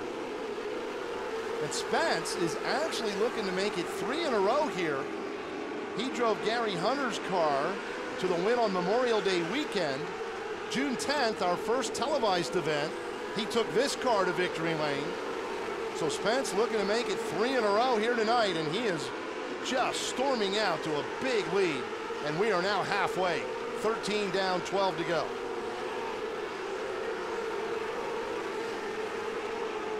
Oh, we're going to go going for a ride over in 2. Yeah, that's Jason Swaley. Boy, he's had an adventure here in this 608 event. Well, Bradley Brown got a little out of shape, and nobody wanted to slow down. And we do have a car slowing in turn 2. Yeah, Nash Ely, the 22, just went to the infield, but the car that you were referring to, the 15P, Chris Pamsner, out of Elberson, Pennsylvania, is rolling to a stop over there in corner number 2. There's Chris. He has had a year filled with tough luck. Always fast. Just can't seem to coax that car to the checkered flag in these main events. Well, it's amazing looking at some of the fields that we've put out so far for the features tonight. I think Lanco might have some of the most traveled race teams for a night of racing. Yeah, we do. Jersey, Delaware. Coming down from now Middletown, New York. Some New Yorkers, yep. Yeah. So this is the hot place to be. Jim Radney, currently 3rd in the race here, the 95, originally from up around Syracuse. I know he lives down here now. Okay. Lemoyne, I believe, is the address. He works at Hyper Racing. On the side of Harrisburg. Yeah, but originally from up around Syracuse. And he's got a win this year at the Action Track. He does, yep. Corey Roth, I think I've started to talk about him about 3 times now, and then something else always caught my attention. But Corey in the number 7, a terrific run here 2 weeks ago. And kind of out of the blue, Corey struggled in his appearances here over the past few years. And boy, 2 weeks ago, when BRC11 was here for the first time this season, maybe it was the TV thing, but he just really stepped up, finished 2nd to Kyle Spence. That was his first top 3 finish here ever So Roth in the 7, now 4th, running real well again tonight. Is he a relative of former modified driver Gene Roth? Not sure. If we get a chance, if things go well, I can ask him that down on the track after the feature. Many people remember Gene from running at the Penn National. So we've got Kyle Spence, and Kyle choosing the inside lane for the restart. 15 laps complete, only 10 to go. And Spence on the inside. I said it early, and I want to repeat it. Chris Oration, boy, if anybody needs a good run, and I hope this does not jinx him, but it is Chris. And it's great to see him second here with 10 to go. Radney 3rd, Corey Roth in 4th. Heath Hanley quietly working his way into contention. The point leader, the number 83, he is 5th. Heath out of Mannheim. 25, Sean Brandel, 6th. 11Z, Zach Light, now 7th. Boy, and it's a hornet's nest from there on back. They are 2 and 3 wide. Kyle Spence just, rocketing away. He's in another area. Yeah, really. Chris Oration just trying to hang on to second at this point. And we've got one sideways. That is Cassidy Michael, the 11K. Over there in corner number 2. The Sports and Turf. Hammer Down Engines, number 11K, Cassidy Michael. Quite the athlete in high school. She plays soccer and basketball during the school year. Spencer Summers here behind the wheel of the race car. I feel good being an alumni of the Pennsylvania State Quad A basketball champion Reading High Red Knights. Shout out to Reading High, absolutely. I was watching Jared Kunkelberry, and that last 2 starts now, he's picked up a couple spots from where his starting spot was to where he's at now. He's coming through the field rather quickly. Yeah, he started 20th and is up to the 11th spot. 17 complete, 8 to go.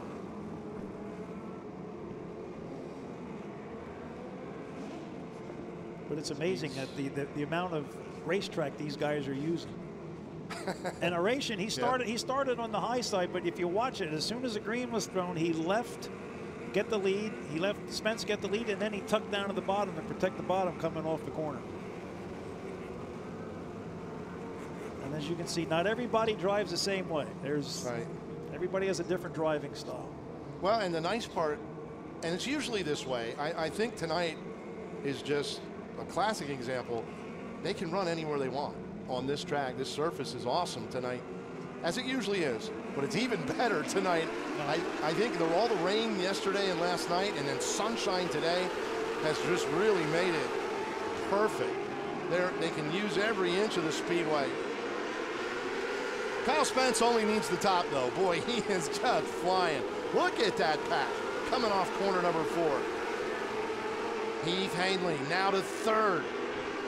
Sean Brandel making a run on Jim Radney. Hanley will throw the slide job on Chris Oration. 6 laps remaining. Oration comes fighting back. Hanley's got him though, off corner number 2. Spence way out front. There's Kyle. Big lead. Hanley now to the number 2 spot. And boy, once he cleared Oration, Hanley just took off. That's Heath to the upper left of your screen there for the moment. 4 laps remaining. Oration hanging on to 3rd. Radney right there behind him. And I'm sure Chris Oration, 3rd would be awesome, but he will take just a top 5 at this point and consider it a win. He's now in a 3-car fight for 3rd. The leader just took the 2 to go signal. Radney, Oration, and Ryan Groff is there too in the 03. They're 3 wide. Wow.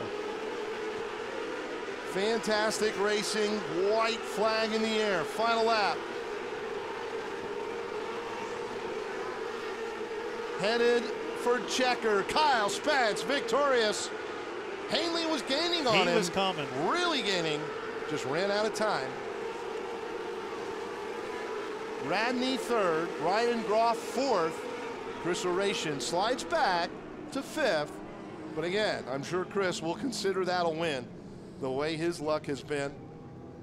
Boy, it got interesting there at the end. I'm thinking if this was a 30-lapper, we would have had a real tussle for the win between Kyle Spence and Heath Hanley. Spence victorious. That is 3 in a row here for Kyle Spence. Hanley the runner-up. Good run for Jim Radney, the 95, finishing 3rd. We're going to head down to Victory Lane and chat with the top 3 and then get right back to the racing. Still 3 25-lap main events to come on BRC 11 as Blue Ridge presents a night at the Clyde. Stay with us, folks. Because you gotta race. Hyper Racing has technical help that will blow your mind. Online or phone line. A world-class facility that manufactures perfection. Fuel injection conversions, chassis dyno, shock service, and a massive inventory for micro sprints, lightning sprints, midgets, and quarter midgets. We have what you need and will deliver your package full of adrenaline. Hyper Racing, because you gotta race. Ace is the place with the helpful hardware, folks. I'm going fishing, and I need a new cooler. So I showed him our Yeti coolers. They're incredibly durable. Ace is the place with coolers tested on real grizzly bears. Because everyone knows bears hate warm soda pop.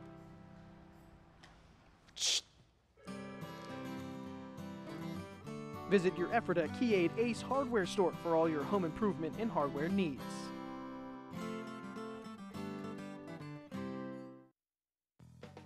Bud Spring Service of Lancaster has a full-service facility specializing in drive shaft repair and replacement, spring repair and replacement, suspension rebuilds, brake replacement, and complete wheel alignments. Direct distributors for Dana Spicer Driveline, Meritor Brakes and Driveline, and Eaton Fuller Clutches. We have the parts on hand to keep your trucks on the road and minimize your downtime. Please call Bud Spring Service of Lancaster. Looking for ink that you're actually proud to have on your body? Downtown Mannheim's Reanimated Art is a mecca for quality design, clean, friendly atmosphere, piercing varieties, and of course, intricate works of art performed by masters in the business. Are you unhappy with an old busted tattoo? We can literally reanimate it into a work of art you can be proud of. So stop wishing you could, impress your friends, get the ink that makes them think. Reanimated Art. Call 717-664-2877.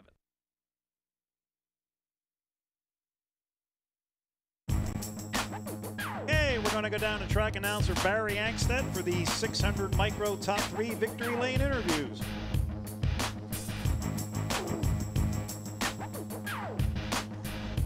Thank you, Mike. We are still making our way down, and the reason for that is that after these 600 sprint main events, as part of the rules package, they have to check the rev limits on the winner's car.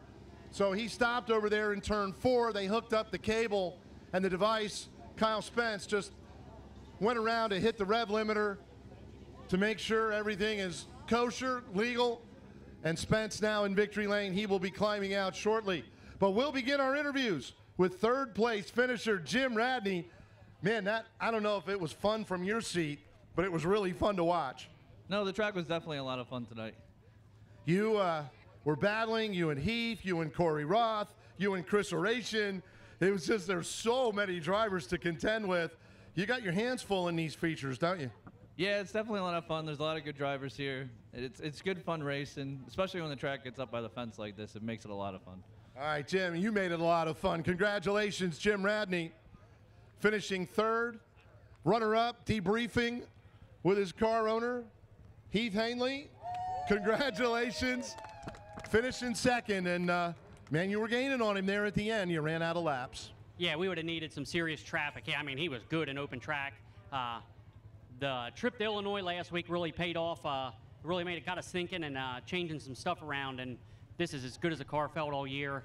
I'm jacked. I mean, I want to thank all the people that helped us. Chris Snyder, of course, for letting me run this thing. Zartman Erosion Control, Spar Engines, Hyper Racing. Hoosier Tire, all those guys that help us make it all fun and actually make it that we can do it. So thank those guys, and we'll give it a whirl next week. There we go, the point leader, Heath Ainley. It's a good point tonight when you finish second. Now we'll go find our winner. And by the way, Keegan Stratton, you're going to get the autographed cup as soon as we get him to sign it. But first we're going to talk to the winner, Kyle Spence. You know what? That's 3 in a row for you here in the 600s. Started out with Gary Hunter's car back on Memorial Day weekend. Now 2 in a row with this thing, and what a rocket ship. Yeah, car's been on a rail. I started 7th, and being on the bottom, I wasn't sure if I could make it work or not. And luckily, the guys up front were racing each other just enough. I could squeeze by a couple of them and then work them through lap traffic a little there. And I saw Heath moving up on the board, and I saw he wasn't in second yet, so I had a little bit of breathing room, but usually I don't have much with him. And this X7 Hyper worked awesome. Actually, all 3 of these cars here are X7s, and the cars are on a rail, and got top 3 again with it. He's taking the winner's check home to Bear, Delaware. Kyle Spence will get you to sign the cup, and then you can keep that winner's decal. Mike Feltenberger, Spence in victory lane once again. Let's send it back up to you. Congratulations to Kyle Spence. Thank you, Barry, for the victory lane interviews. We're going to take a quick break before we come back to the 125 Micro feature.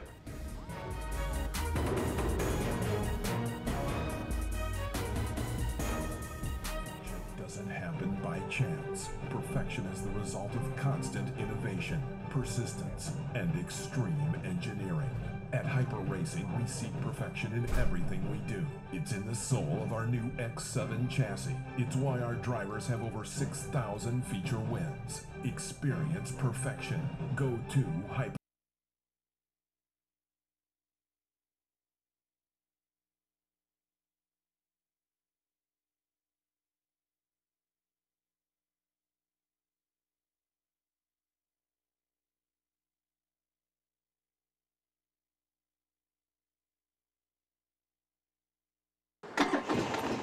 When you drive over to Hollinger Sports and Turf, we supply only the highest end power equipment. All the best brands of ATVs ready to tear up the dirt. We have the names you want in everything adventurous and sporty, whether it's gear and apparel, lawn and landscaping equipment, or just the rides. Our friendly service will provide you with the greatest in Honda, Polaris, Can-Am, Ski-Doo, Cub Cadet, and more, letting you enjoy the outdoors the way you should at Hollinger Sports and Turf. When all your work is done, you're ready to have some fun. A big party for everyone, a time for celebration. Eagle Rental is your complete party rental and wedding service center. We have everything you need to make your special event memorable and stress-free at a competitive rate. Stop by our showroom and marvel at all we have to offer. Eagle Rental Center. For work or play, we've got it covered. Perfection doesn't happen by chance. Perfection is the result of constant innovation, persistence, and extreme engineering. At Hyper Racing, we seek perfection in everything we do. It's in the soul of our new X7 chassis. It's why our drivers have over 6,000 feature wins. Experience perfection. Go to hyperracing.com and get the 2017 Hyper Racing catalog. Be a part of perfection. Hyper Racing. Bud Spring Service of Lancaster has a full-service facility specializing in drive shaft repair and replacement, spring repair and replacement, suspension rebuilds, brake replacement, and complete wheel alignments. Direct distributors for Dana Spicer Driveline, Meritor Brakes and Driveline, and Eaton Fuller Clutches. We have the parts on hand to keep your trucks on the road and minimize your downtime. Please.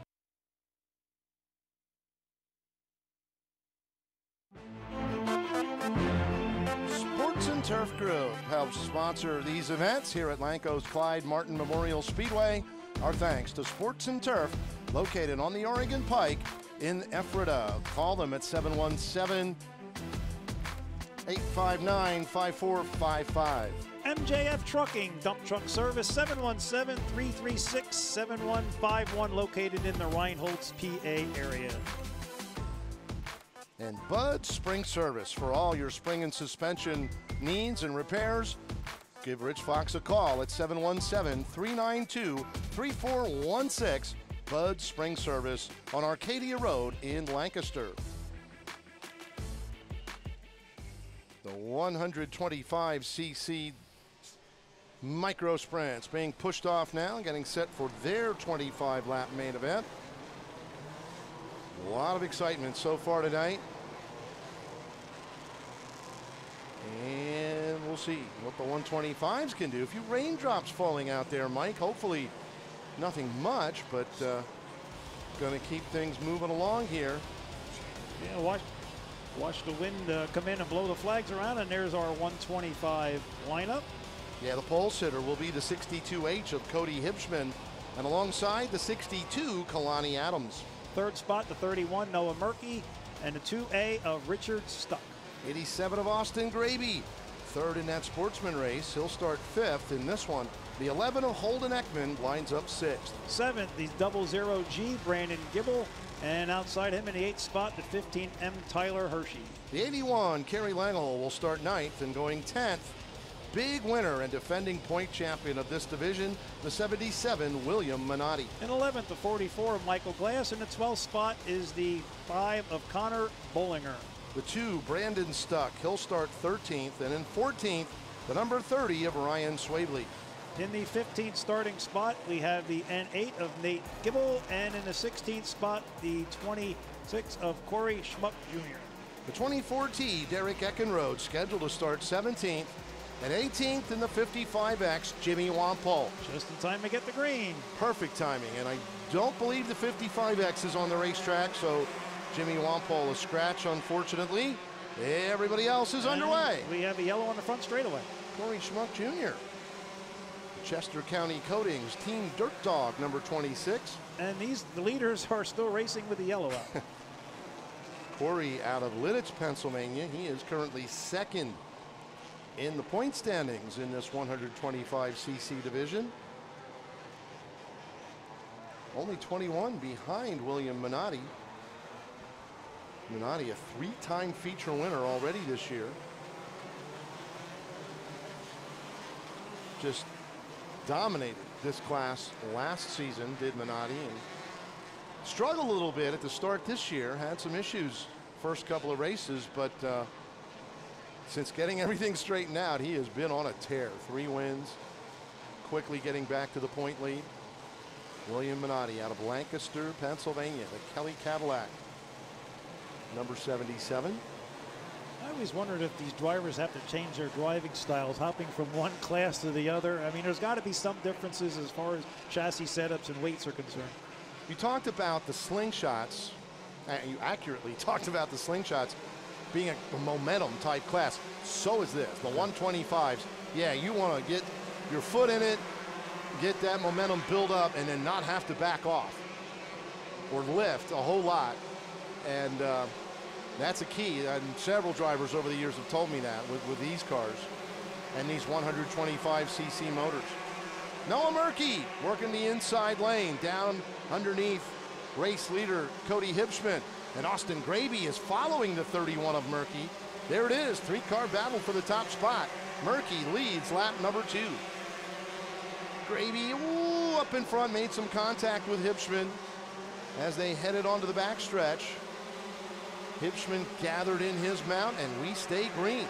Graby coming after the leader now in turns 1 and 2. And he will slide up in front. Look at Noah Murkey, though. Noah was ready. Crossed over down the back chute. Man, good race. Look how close. Yeah, some wheel rubbing in turn 4. Yeah. Talked about it earlier. Rubbing is racing, and this is short track racing at its finest. Graby, the leader, with 5 laps complete. Murkey sort of confined to the high side. He tried the low side once and didn't work. Really getting the right rear up in the cushion there in turn 4. Lost some ground there to our leader. Holden Ekman, first-year driver in the number 11, looking very impressive. He gets by Murkey. Goes to the runner-up spot. 00G, that's Brandon Gibble. He is 4th. Then it's the 62 of Kalani Adams, 5th. And they are keeping that 77 of Minotti kind of bottled up. Minotti 6th. Now he'll get underneath Kalani Adams. Finally, well, I shouldn't say finally, we're only 8 laps in, but usually Minotti is either first or second by this time. And we are coming up on slower traffic. Yep. Yeah, we'll see what Austin Gravy can do with the slower cars. Oh, Holden Eck troubles for the 11. Oh, what a tough break. Holden Eckman to the infield. He is barely off the racing surface.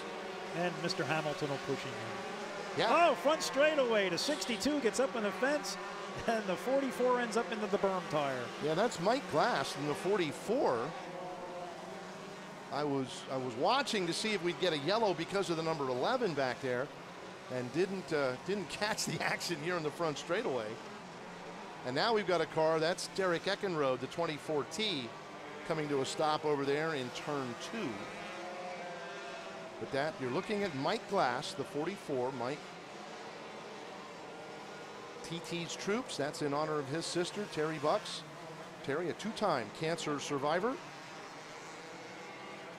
And leading the efforts here on Pink Out Night, along with Mike's wife, Kim Glass. If you want to know if small cars are for small drivers, Mike Glass is about 6'4", weighs about 220. Yeah. And if he can fit into one of these race cars, it's virtually open to anybody that wants to try it. And it amazes me, you look at Mike sitting in this car, you'd think his head would be above the roll cage. It's not. No. So he must be virtually lying down. It's funny because I was looking at some pictures from the action track, just visualizing what was going on, and we were talking about Brett Bieber in the slingshot class. He sits very low in his race car, and I'm wondering how he can actually, what he actually, sees in the front end. If you look at the same guys here, they might see the shock towers, and that's it. Right. And it's funny, Mike Glass now tagged the back of the field and get ready for the restart, but he is right behind the number 30, who is Ryan Swavely, who is just starting out his racing career, and he's still in his teens, and Ryan is, I think, about, what did you say, Mike is 6'4"? 6'4", 220. Yeah, Ryan's lucky to be 4'6". So quite the discrepancy there between those two drivers, but their right feet know where that gas pedal is. That's the key.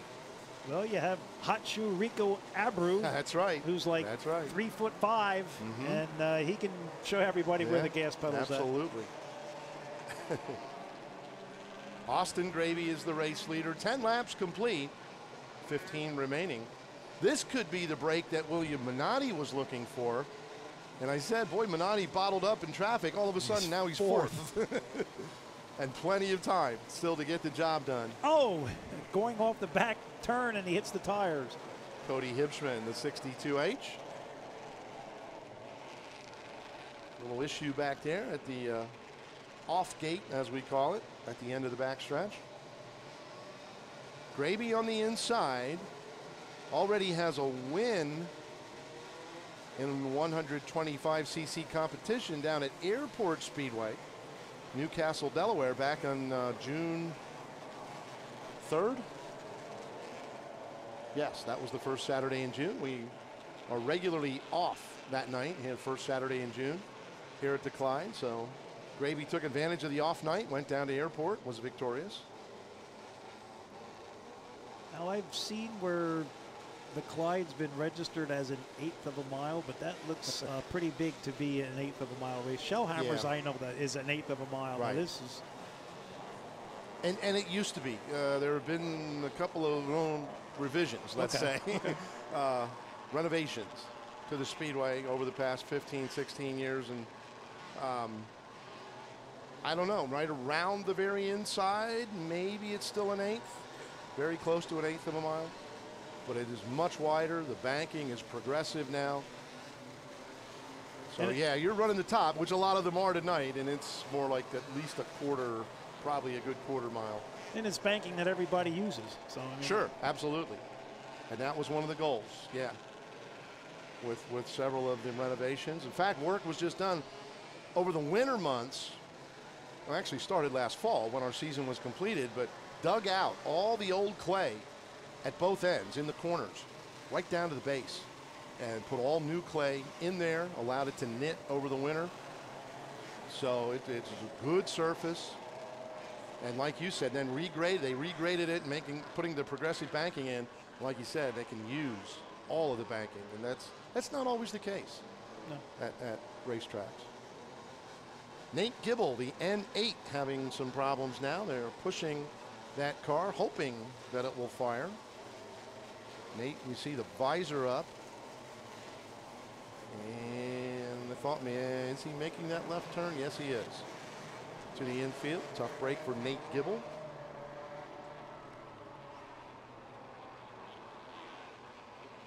Austin Gravy on the inside. Noah Murkey. Good run for Noah. The 31 car in second spot. And then it's Brandon Gibble, the 00G, third. Minotti now up to fourth. The lights are still flashing. Yeah, they were ready. But we are still under caution. Nobody's real. Okay, now they're slowing down. Got to get the 31 back up to second.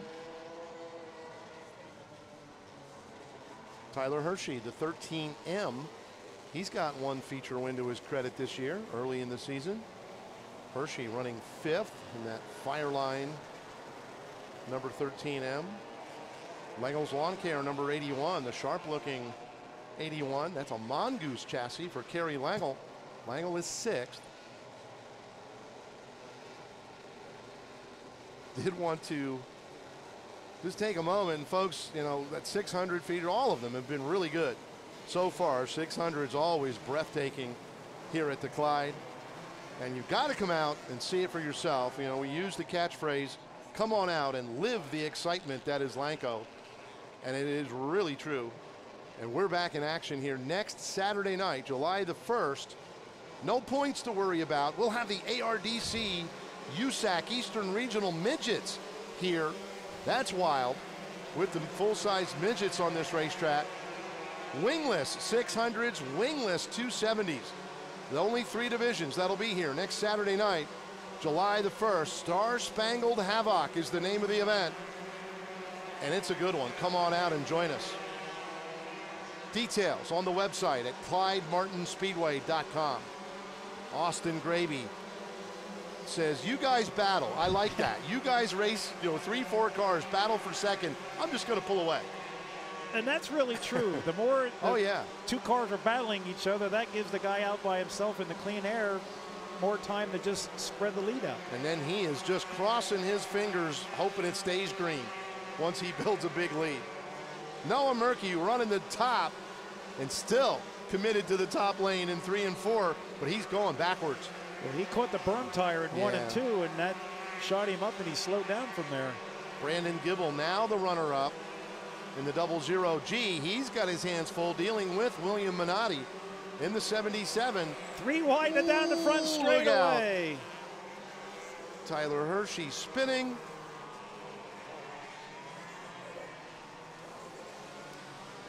I was just thinking, 3 wide.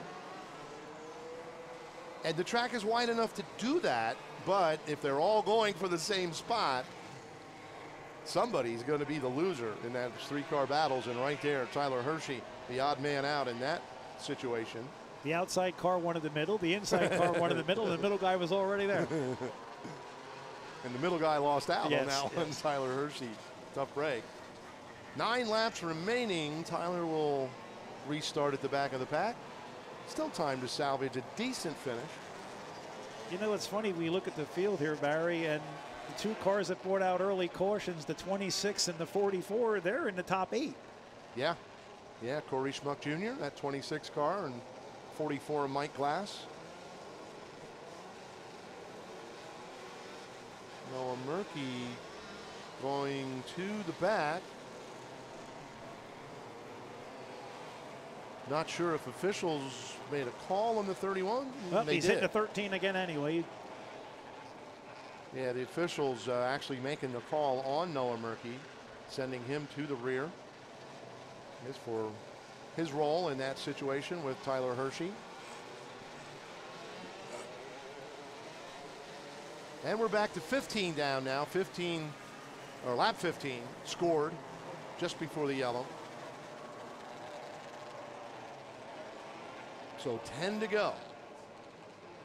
And Austin Gravy says, this is not what I wanted to see. He wanted it to stay green, understandably. The only good part, now he's got clear racetrack. He won't Well, it's funny. have to deal with we were lap talking cars. about that earlier, Barry, about the option of taking the top or the bottom, and nobody has taken the top. Right. Nobody has restarted on the top.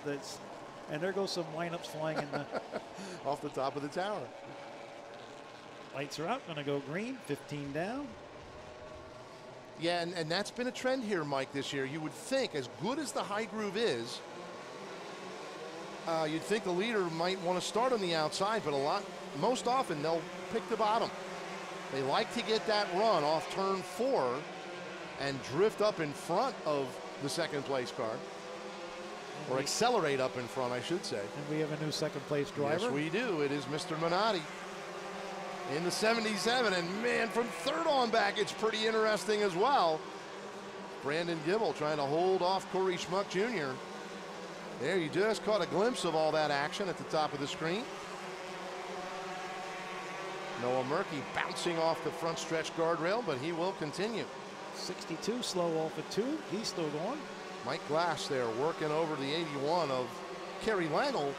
That is a battle for the number 5 position. There's the top 2. Coming off turn 4 now. They will complete lap 19. The funny thing about it tonight, Barry, is every second place driver that you said in an interview said if we had 3 laps more, I had the line. Yeah, you're right. And we might need 3 laps more for this one, too.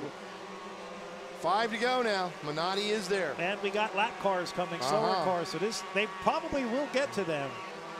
Yeah, they should now with 4 to go as they hit the stripe. Oh, and one of them got crossed up. Gravy did a great job, although he slowed up just a little bit. And that's all Minotti needed. With 3 to go, William Minotti takes over the top spot. Well, we said a slower car might have a say in some of the finishes, and there's one of them right there. William Minotti out front. Now, once he got by Gravy, man, he is just cruising away. Big lead. Brandon Gibble, the 00G, a long way back, but he is third.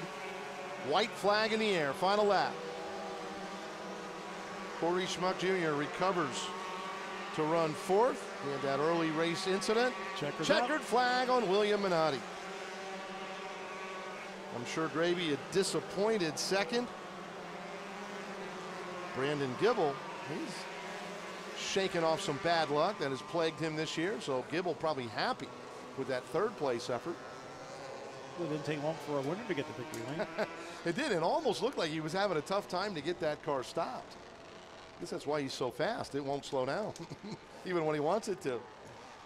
The 125cc feature in the books. Viper Chassis 270s up next. But first, a chat with the top 3 finishers. Out of that one, we'll be trackside when we come back right after these messages.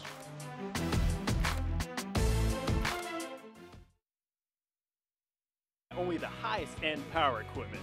All the best brands of ATVs ready to tear up the dirt.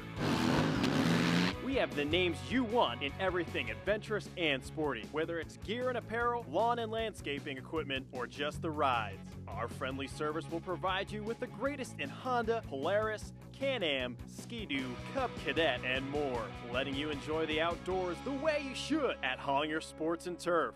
When all your work is done, you're ready to have some fun. A big party for everyone, a time for celebration. Eagle Rental is your complete party rental and wedding service center. We have everything you need to make your special event memorable and stress-free at a competitive rate. Stop by our showroom and marvel at all we have to offer. Eagle Rental Center. For work or play, we've got it covered. Perfection doesn't happen by chance. Perfection is the result of constant innovation, persistence, and extreme engineering. At Hyper Racing, we seek perfection in everything we do. It's in the soul of our new X7 chassis. It's why our drivers have over 6,000 feature wins. Experience perfection. Go to hyperracing.com and get the 2017 Hyper Racing catalog. Be a part of perfection.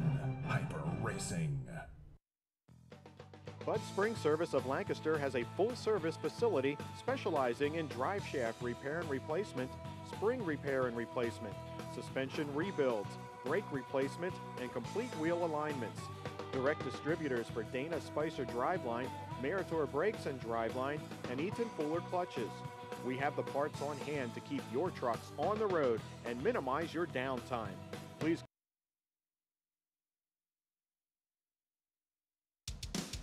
Barry Angstadt for the 125 Victory Lane interviews. Thank you very much, Mike, and we'll start out with third place finisher Brandon Gibble, the driver of the 00G, the fan club down here, Brandon, and we were just talking about it, man. You deserve that. It's been a tough year. Yeah, the first two races this season didn't go as planned, but here lately, I got a second place finish. Last week was third, or 2 weeks ago because of the rain. Got a third, and tonight again a third. So yeah, I know I'm able to compete up here with the top guys. I just got to get the job done when I have the opportunity. Will, he's fast, but I thought I could hold him off and maybe catch Graby. He's fast as well. So Graby and I are going to try everything we can to get Minotti winning these nights. Nice job and well-deserved. Brandon Gibble finishing third. Runner-up, Austin Graby. I don't know, Mike and I were talking up there, probably a disappointed Austin Graby. Lap traffic, man, it'll bite you, huh? Yeah, I knew it as soon as he got squirrely in front of me, and I kind of backed off a little bit. I figured Minotti was there. I seen him up on the scoreboard, and I knew he was going to try to make his move there. I figured he was right on me, so that's when he did it.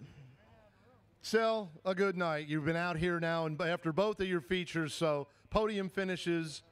I know this one hurts a little bit, but hey, second and third, not too bad. No, it's definitely nice to be consistent throughout the night and not have a problem in either car. So I'm really happy with that, and thanks to everybody here for making that happen. All right, good job. Austin Graby finishing as the runner-up. The winner, once again, the driver of the 77, William Minotti. And we were talking early in the race, Mike and I up there, and said, man, they're keeping Minotti bottled up kind of back in traffic, and all of a sudden you're in the top four, and all of a sudden you're right behind Graby. This thing, you guys never give up. I know, and you never give up, and here's the result, another win. I'll let you in on a little secret on how I got to the top. Yes, I was a little bottled up in the back there, and yes, I was struggling to get to the top. I wasn't quite sure what to do. I was trying different lines. Cars were all over the place. So I kept my cool, was calm. Saw like I was gaining everyone back again, and I'm like, all right, we're making progress. And then the caution comes. I'm like, oh yes, I can take a breather, do a little bit of adjustments. And then once I just took the lead, I have to hand it to Graby for having such a strong lead tonight. But your one mistake was lifting during lap traffic.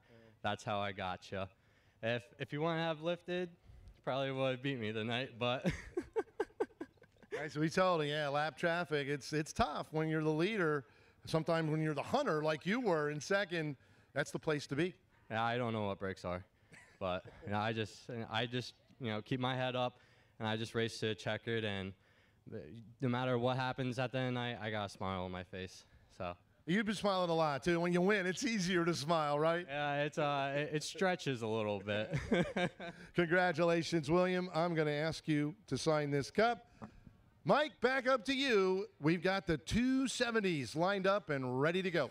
Thank you, Barry. Congratulations to our feature winner. We're going to take a break on BRC 11.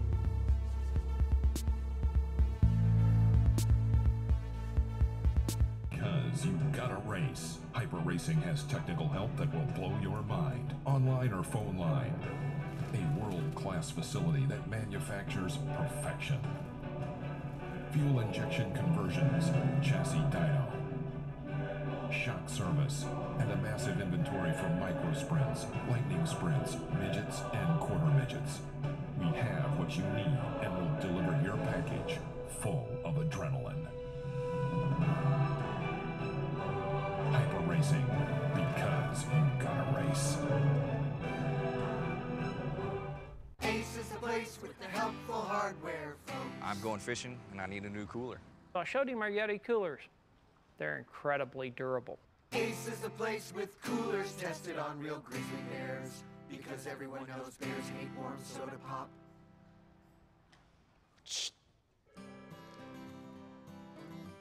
Visit your Ephrata Key Ace hardware store for all your home improvement and hardware needs.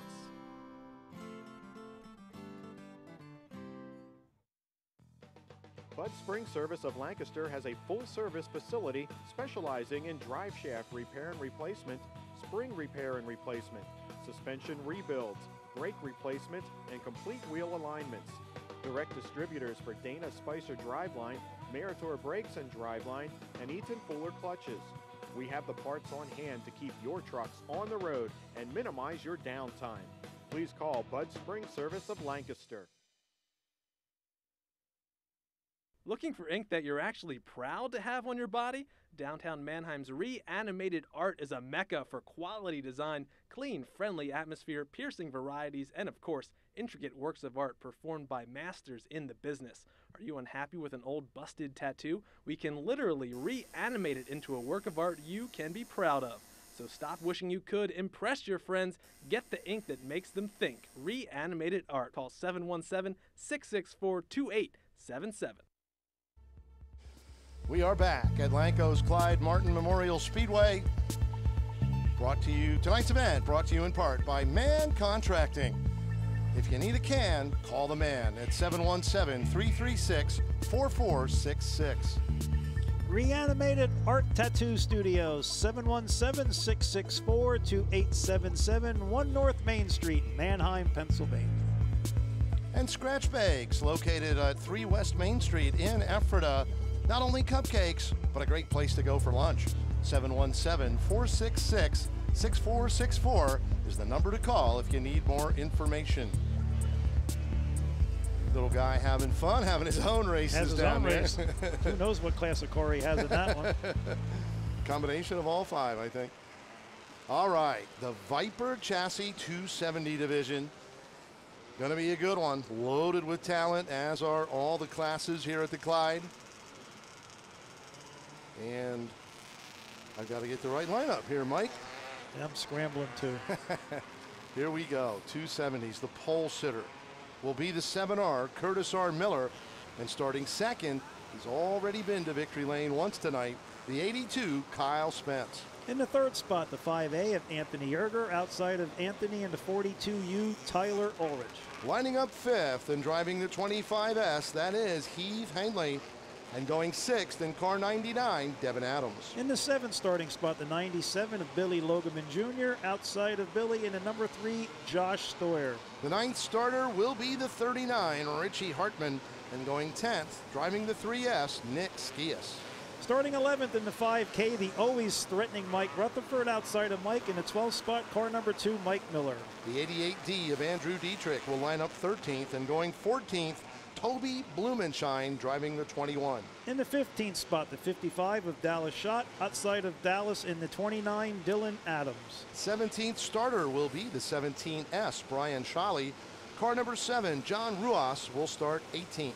In the 19th spot, the 76 of Justin Harrington. And in the 20th starting spot, the 77, Greg Miller. The 63, Tajay Adams, will line up 21st.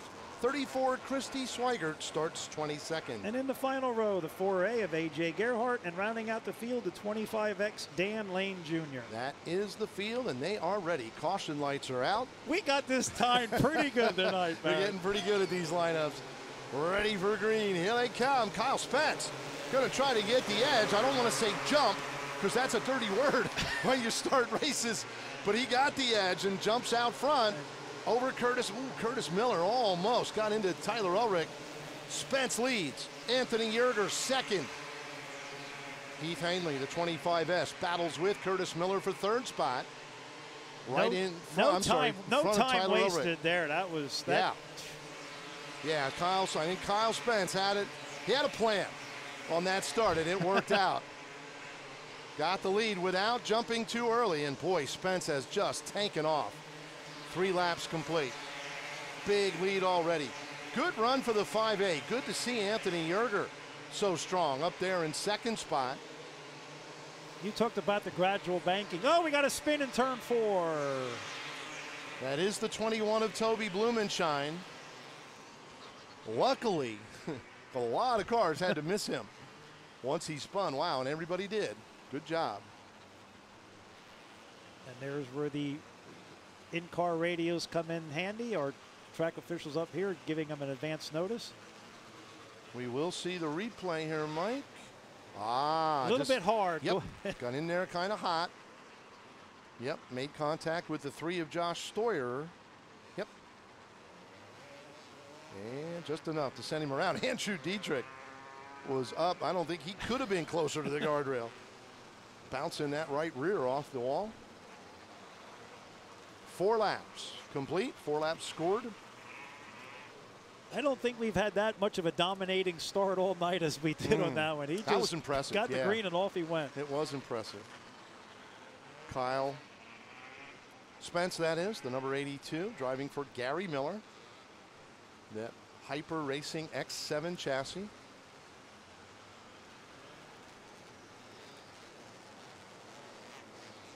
Spence looking for his first one of the year in this car. They've had some mechanical issues, but looking really stout so far here tonight. 4 down, 21 to go. You know, the amazing thing about small car racing is if an owner needs a driver, you know, if their driver can't make it for some reason, there's always somebody that has the talent to hop into the seat and make it run good. Oh, yeah.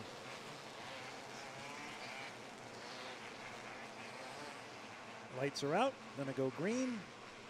Heath Hanley sits third in the 25S. 97 of Billy Logeman. Oh. Out of Reinhold's. In fourth, Richie Hartman. A little bit of we're going to see if that one comes back or they let it go. That was a whole row he passed there. And I guess they felt the green was already out, so we're going to stay that way. Now, do they penalize even if? Should throw it right away. Okay. No, we'll penalize right away. And don't look now. Here comes Rutherford, the 5K. Where was he? Where did he come from? All of a sudden, he's up to third as he gets by Hanley. Rutherford started 11th in the Ken and Tony Kaler number 5K. He was the winner here 2 weeks ago. Races rained out here last week on June the 10th, or rather June 17th. You know, we talked about that big lead, but it's starting to get a little closer. Yeah, Anthony Yerger sort of eating into that advantage that was enjoyed by Kyle Spence. And they better go because Rutherford's third and he's coming. Heath Hanley, 3-4 car lengths behind Rutherford. Hanley dealing with Billy Logeman in that battle for fourth. Pretty good run for Curtis Miller, the 7R, the pole sitter. He's gone backwards, but he has settled into sixth. Richie Hartman, the number 39, runs seventh. Brian Shalley digging hard down on the inside. He battles Nick Skias for the 8th spot. And Mike Miller, the number 2, heading for the infield, falling out. Will we hear the same thing in victory lane with the slower cars? Good. We might. They're running for position, too. They are, so. right. And boy, Kyle Spence, and it's going to cost him. Here comes Yerger with a big run down the back chute. Anthony squeezing up in front of Kyle Spence for the lead. Kyle now with an opening down on the inside. Oh, he and Yerger made some contact. Spence is slow after bouncing off the wall in the back chute. Oh, what a heartbreaker for Kyle Spence, and we've got one way up in the air. Was that Yerger? It was Anthony Yerger. We were watching Spence trying to get off the racetrack, and then I heard the thud, the hit here in the front straightaway, and it's Anthony Yerger who had taken the lead from Kyle Spence. Hard hit, and man, he got some airtime.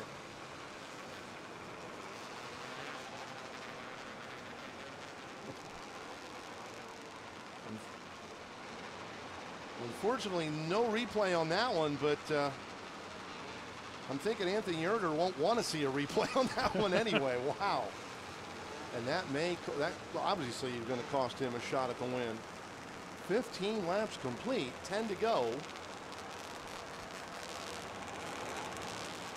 And it will be interesting to talk to him after the race, though, and see exactly what happened. That is going to hand over the top spot to Mike Rutherford. Well, we watched Spence pull off, and all of a sudden, like you said, we heard the thud. And by the time we looked down, there's a car in the air, and the damage is done.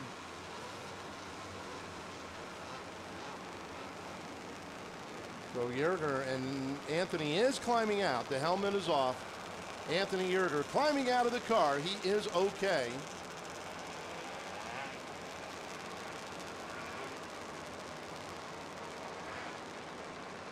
Boy, both he and Kyle Spence, what a tough way to end the night after running so well. You got to give credit to the four-wheeler crew. They come out, they put the car, they get the cars all, off the racetrack. They're actually standing there making sure the other cars on the racetrack don't come anywhere near the accident scene. So they do a fantastic job of cleaning the things up and keep things moving. Yeah, they really do. The unsung heroes at these racing events. Couldn't do it without them. Rutherford now the leader. Keith Hanley will restart second. Billy Logeman, the 97, in third. 7R Curtis Miller. Fourth. 3S of Nick Skias in fifth. And when this race began, Mike Rutherford holding a slim 6-point lead over Nick Skias. That may grow if Rutherford can stay where he's at and pull off another win. Nick Skias right now in sixth, so Nick trying to pick up some more spots and stay close to Rutherford in the point standings. The three of Josh Stoyer currently third in points, and Josh runs about 9th or 10th on the racetrack. At the moment, the 97 of Billy Logeman, 1 point behind Stoyer in the standings, and Logeman, of course, third on the racetrack. So Billy looking to gain some points here as well.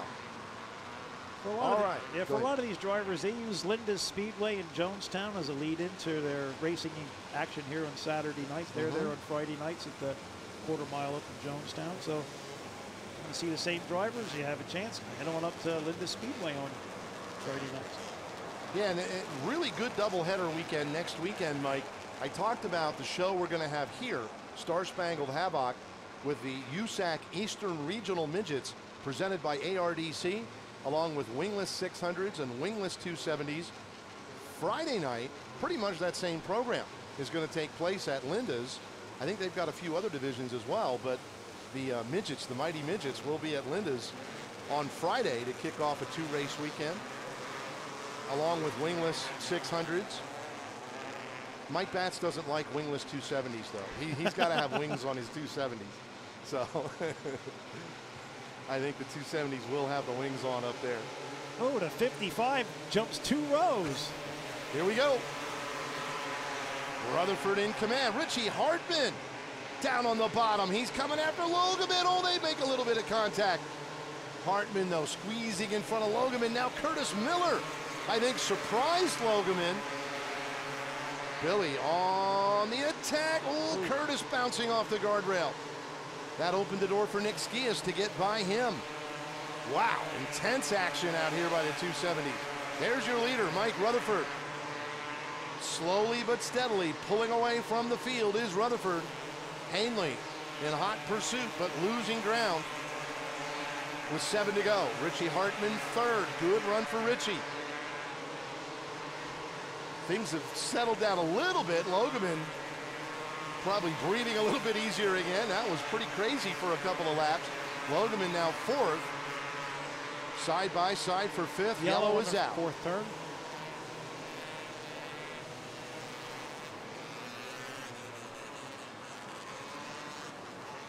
That's the 7 of John Ruas.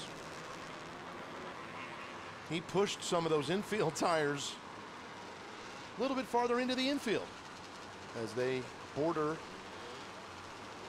the boundary line, if you will, between the racetrack and the infield.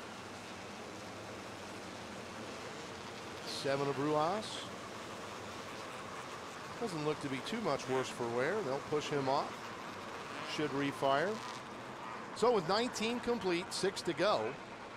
That was a pretty wild couple of laps there in that green stretch of green flag action. A couple cars were bouncing off the second turn wall. Absolutely. Yeah, Curtis Miller being one of them. Pairing up now for the double file restart.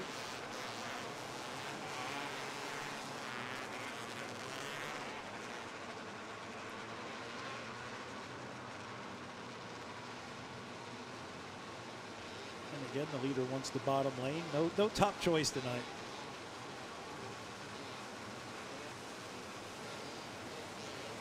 No, like I said, it's been a trend. Yeah, we see the leader choosing the inside just about every time. See if Heath Hanley can do anything now from the top. It's like everybody, the second place guy will let the leader go and then try to tuck. Well, he's not going to be able to tuck down to the bottom of this one. No, in fact, Heath now is in trouble. And Richie Hartman coming after him. We've got one car. Looks to be the 99 of Devin Adams.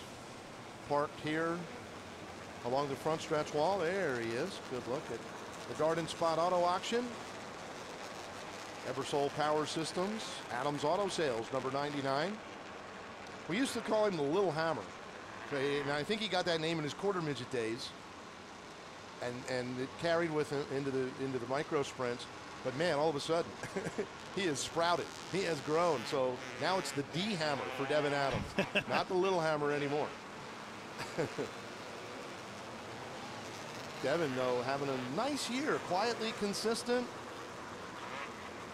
5th in points when this race went green. So he is ready to go from the back of the pack, trying to get the best finish he can to salvage some points here tonight.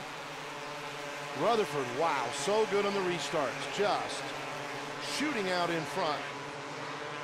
Hanley going to have to be a little bit defensive. Here comes Richie Hartman. You want a good race car? That 39 is for sale. And Richie, I think he's being a salesman tonight, showing just how good a ride it is. Boy, he's got it up to 3rd. Hanley now getting away from him a bit with 4 laps remaining.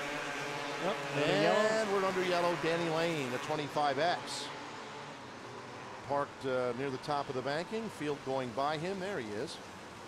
Middle of turns 3 and 4. Team has really, really struggled. They were so good last year. Lane picking up a couple of wins. And that Sportsman point title, but in this 270 this year, boy, it has really been a struggle. Been tough for him even to qualify for the features, much less be running at the checker. And same story tonight. Unfortunately, Lane climbing out of the car. College student down at Westchester University.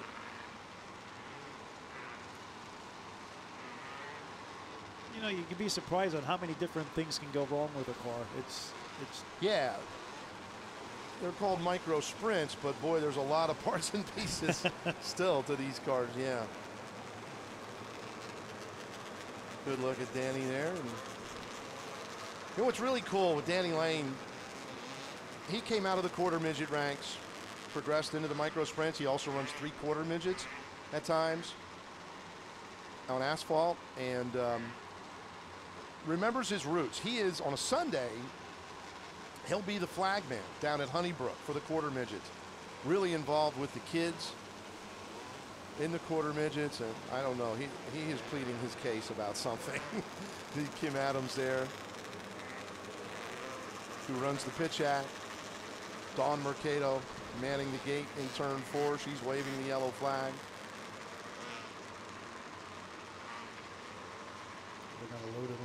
Yeah, Danny. I'm sure much of that frustration is just over the tough luck they've had this season. But again, Lane, really cool kid, and gives back. He goes back and helps the young quarter midget drivers down at Honeybrook. He's the flagger there.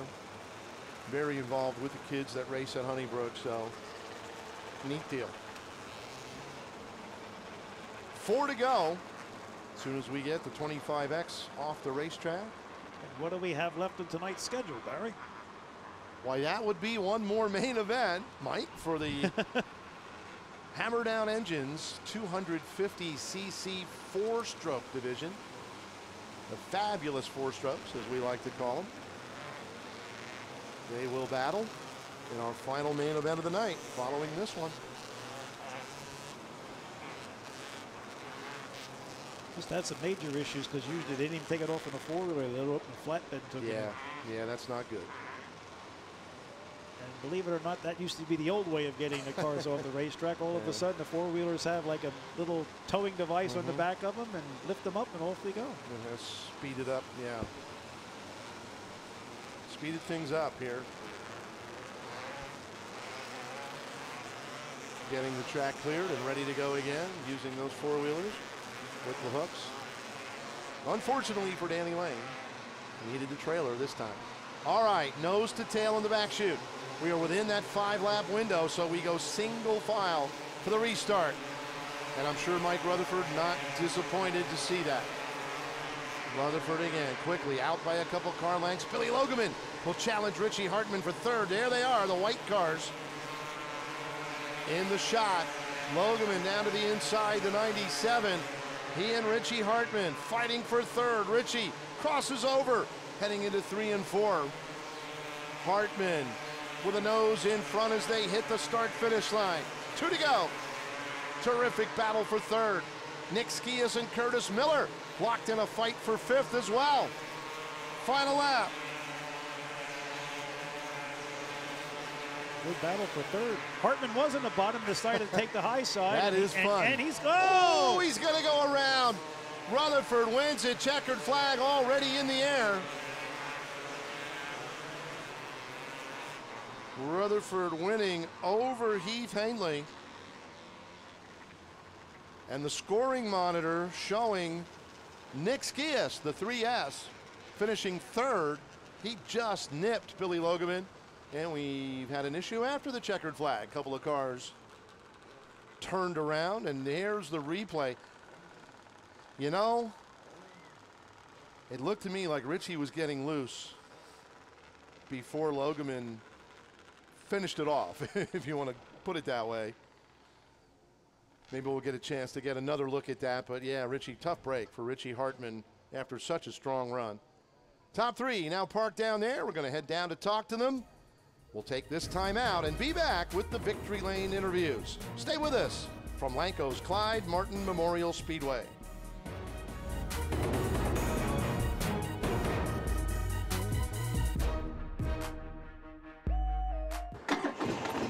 When you drive over to Hollinger Sports and Turf, we supply only the highest end power equipment. All the best brands of ATVs ready to tear up the dirt. We have the names you want in everything adventurous and sporty, whether it's gear and apparel, lawn and landscaping equipment, or just the rides. Our friendly service will provide you with the greatest in Honda, Polaris, Can-Am, Ski-Doo, Cub Cadet, and more, letting you enjoy the outdoors the way you should at Hollinger Sports and Turf. When all your work is done, you're ready to have some fun. A big party for everyone, a time for celebration. Eagle Rental is your complete party rental and wedding service center. We have everything you need to make your special event memorable and stress-free at a competitive rate. Stop by our showroom and marvel at all we have to offer. Eagle Rental Center. For work or play, we've got it covered. Perfection doesn't happen by chance. Perfection is the result of constant innovation, persistence, and extreme engineering. At Hyper Racing, we seek perfection in everything we do. It's in the soul of our new X7 chassis. It's why our drivers have over 6,000 feature wins. Experience perfection. Go to hyperracing.com and get the 2017 Hyper Racing catalog. Be a part of perfection. Hyper Racing. Bud Spring Service of Lancaster has a full-service facility specializing in drive shaft repair and replacement, spring repair and replacement, suspension rebuilds, brake replacement, and complete wheel alignments. Direct distributors for Dana Spicer Driveline, Meritor Brakes and Driveline, and Eaton Fuller Clutches. We have the parts on hand to keep your trucks on the road and minimize your downtime. Please.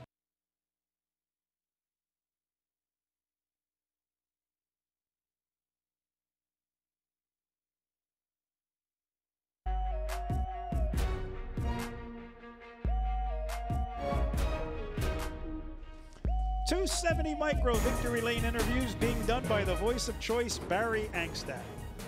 Thank you very much, Mike. And down here with third place finisher Nick Skias, the driver of the 3S. Got a little wild there at the end, didn't it?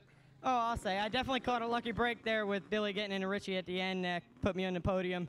I definitely waited too long to make any car adjustments and move around the racetrack. I really found a groove down on the bottom there at the end.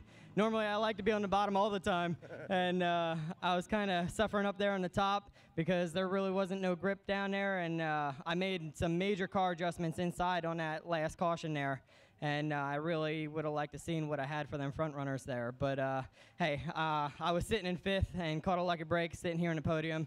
I'm happy. Take it and go home, right? Nick Skias finishing third. We'll talk to the runner-up now. Leaving his helmet behind. Heath Hanley, I know, you want to win. And these second place finishes. But you know what? With this car, it's good because you've struggled a little bit getting it to the front. Jimmy Skias, the owner, has a smile tonight. Nice job. Yeah, we're pecking away at it. We're getting closer. Jimmy's doing a good job. I think this is 3 or 4 top 5s in a row. So we're putting ourselves in good position now that we're definitely getting the car better, and we just need a little bit more, and we'll keep working. That Mongoose chassis he's got working. I think we got it as good as we've had it since I've driven it. So we'll keep plugging away and see if we can knock another one off. It's a lot of season left. You had a lot of time to get up there to victory lane. Well, that's what we're trying to do. That's the aim. All right, Heath Hanley finishing as the runner-up. Our winner is up here somewhere. Here we go. Mike Rutherford, congratulations. Another big win for Ken and Tony Kaler. And all of a sudden, it's like, oh, look, there's Rutherford. He's up front. You kind of snuck up on, it looked to us like you snuck up on him. I'm sure it was not that way to you. Yeah, we didn't get going real good there at the start, and I was rolling the bottom, got by a couple of guys, and we got up on the outside on that. I think that first caution started 8th or something, and pretty much rolled the third in like 2 laps. We definitely got a good run there around the outside, and I was slowly catching Jurger and Kyle, and I got by Kyle there in lap traffic and was going by Jurger when he got taken out by the lap car. So that was a tough break. Probably would have been a good race, but yeah, definitely nice to get another win. Want to thank Joe Kepler. He put a great racetrack tonight. We could move around all over the place. Obviously, thanks to Ken and Tony Keller for the great car. Mike, congratulations to you. Another win in the 270s for Mike Rutherford. Mike Feltenberger, let's send it back up to you. Okay, thanks, Barry. A quick break before our final feature event of the evening. Because you gotta race. Hyper Racing has technical help that will blow your mind. Online or phone line. A world-class facility that manufactures perfection. Fuel injection conversions, chassis dyno, shock service, and a massive inventory for micro sprints, lightning sprints, midgets, and quarter midgets. We have what you need and will deliver your package full of adrenaline. Hyper Racing, because you gotta race. Ace is the place with the helpful hardware, folks. I'm going fishing, and I need a new cooler. I showed him our Yeti coolers. They're incredibly durable. Ace is the place with coolers tested on real grizzly bears. Because everyone knows bears hate warm soda pop.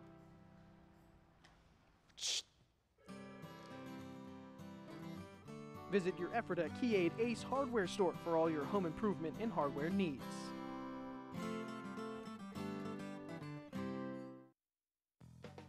Bud Spring Service of Lancaster has a full-service facility specializing in drive shaft repair and replacement, spring repair and replacement, suspension rebuilds, brake replacement, and complete wheel alignments.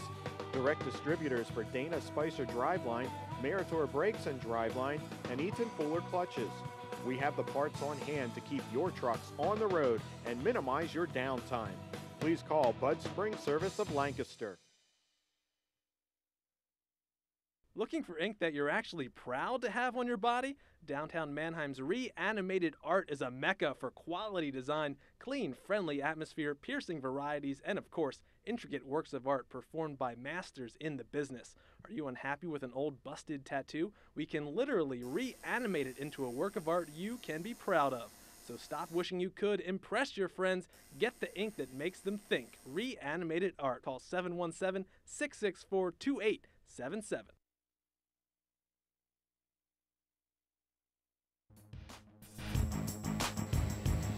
Welcome back to Lanco's Clide Martin Memorial Speedway. The Hammer Down Engines 250cc 4-stroke division, our final race of the night. And Riley Simmons, the rookie, the 44, will start on the pole. Alongside Riley, the 112 of Dylan Yingst. In third spot, the 4R of Ronald Wechter. Outside of Ronald, the 199, Zachary Young. In fifth, it's going to be the Beartown Hydraulics, number 1Z, Ronald Zimmerman. And the Swimmore Pools and Spas, number 77Z, Zach Vickers. Starting seventh in the 38, Tommy Phipps Jr. Outside of Tommy in the 62, Eddie Nocera. Ninth starter, the 99, Cliff Bryan Jr. And alongside Cliff will be the number 82, Donna Geib. Rounding out the field in the sixth and final row in the 26, Mike Cohen. And in the 12th starting spot, the 7A, Aiden Jones. Getting the 4 strokes doubled up, ready to go.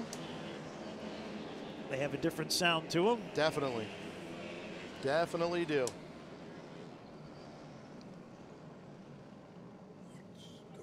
And yeah, need Zachary Young to the outside of row 2. Or actually, the pole sitter, Riley Simmons, electing to drop to the rear of the field. So that's shuffling everyone. Okay. Zach Young exactly where he needs to be. So we're set. That puts the 112, Dylan Yingst, on the pole for our Ron Wechter on the outside of row number 1. And we're ready for green. Watch him now. Oh, Zach Vickers. Big run off the inside of turn 4. 4 wide going into the turn. And I think we got cars locked together. They are locked together. It's Dylan Yingst in the 112 and the 1Z of Ron Zimmerman. And Zach Vickers is saying, drat the luck. Went from 5th to 1st before they hit the backstretch. And they were 4 wide heading into turn 1. Now the only upside to this incident, yeah, there they go. See them.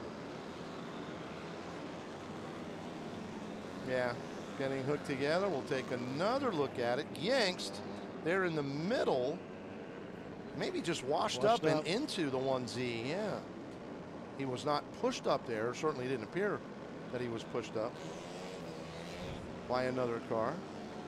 But the only upside, as I started to say for Zach Vickers, is that those two originally started in front of him. So he will be able to go closer to the front.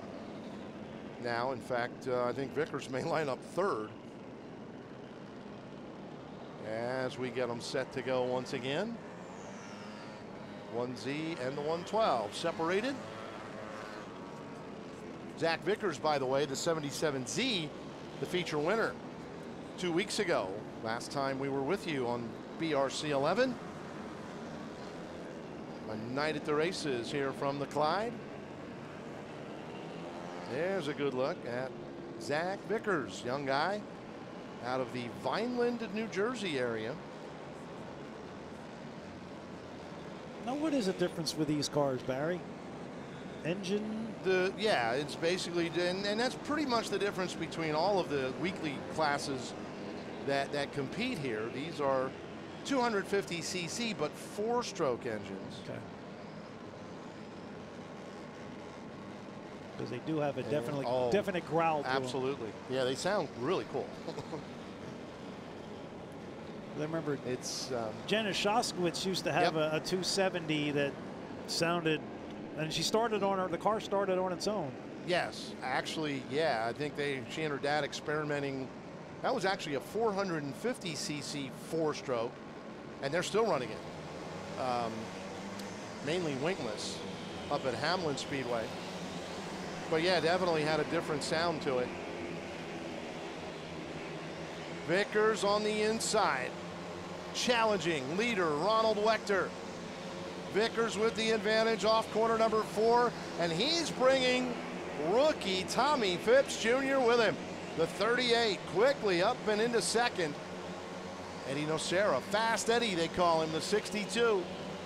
Former 4-stroke point champion has taken over third with just 2 laps complete. Donna Guy threading her way through the field. Donna started 9th. And she has now gone, well, she and Cliff Bryan Jr. side by side. Bryan to 4th, dropping Donna Guy back to 5th. You know, if you see the big difference from the night, the other, we got a spin in turn number 4. Is this class hugs the bottom? Yeah. Yeah, they very much. That's Mike Collin, the 26. He's got a couple of wins under his belt this year. He is also the current 4-stroke point leader. And not sure what happened. I was kind of focused on the front of the field, and Collin was running about mid-pack. He got into the back of the car and tapped him and got sideways. Okay. But interesting to note too, and I'm going to go back to the previous race, the 270s. I don't know if you could hear the entire interview there with Mike Rutherford, but we wondered what happened to Anthony Yerger and that flip lap car. Right. He just closed, I guess the closing rate, he closed on it on a lap car so quickly, couldn't avoid contact, and that's what sent him flipping. All right, field doubled up. Vickers on the inside, Tommy Phipps Jr. on the outside. That's the front row. We're back to green. Phipps is going to make the move now down to the inside. Boy, this kid has been really impressive. And he holds it. You bet. Here in the early start of the season. Phipps, now your leader, and immediately begins to pull away from Zach Vickers.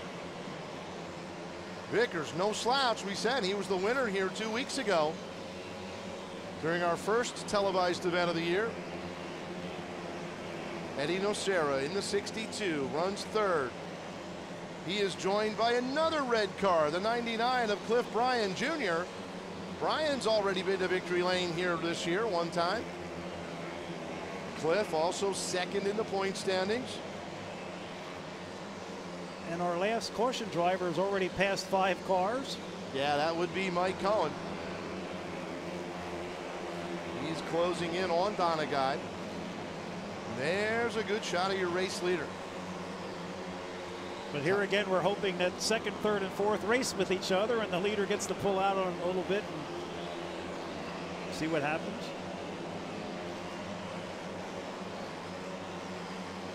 Not too much variation from the bottom of the racetrack. A lot of these drivers are hanging on the bottom here. We're going to be coming up to a slower car.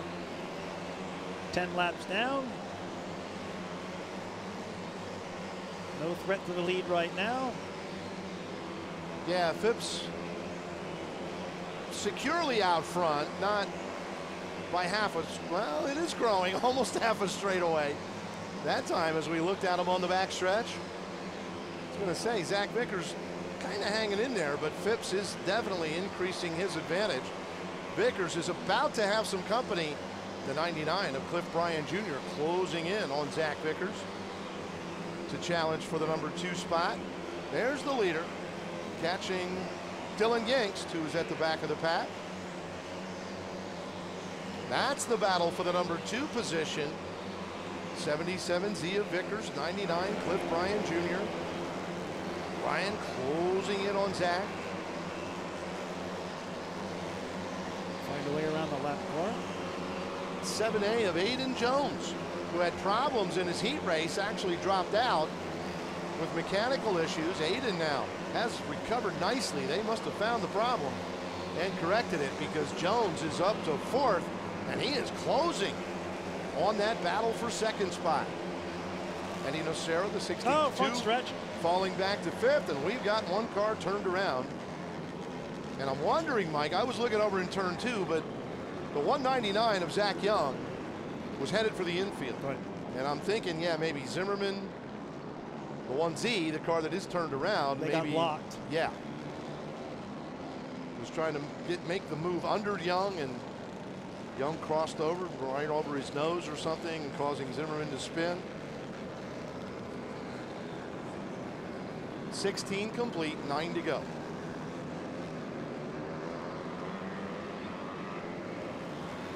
That's something you really don't know what's going to happen until it happens. Yeah, exactly. Yep. And you were talking earlier about, with the new containment seats and more sheet metal and everything, tougher for the drivers to see. So Zach Young, who was trying to get off the track, maybe never knew that Ron Zimmerman was there to his inside as he made the left turn and headed for the infield. Okay, Tommy Phipps Jr. Safe bet he did not want to see this yellow. We'll see what he can do now. Inside, front row, Zach Vickers on the outside. Cliff Bryan Jr., he's got to be kind of planning. Let's see, what can I do here in the inside of row 2. 7A of Aiden Jones lines up 4th. Then it's Nocera. Mike Cohen in 6th, back into contention. Caught the berm tire. Oh, wipe out. Oh, we have trouble, yeah. Never lifted. I believe the 1Z is the car that is turned around. We can, yeah, that is the 1Z. There we go, good shot of it. Zimmerman turned around, and you see the left front wheel on the 44 of Riley Simmons. There we go, good shot of it. Up and over, kind of into the engine compartment. Okay, not too bad. Sometimes when they get hooked like that, it's a real challenge to try to separate them. That one wasn't too bad. Hopefully there's no damage there either on to the engine or the pipe of the 1Z. Looks like Zimmerman's going to get pushed off and refired. His wing is sponsored by one of our broadcast sponsors, MJF Trucking.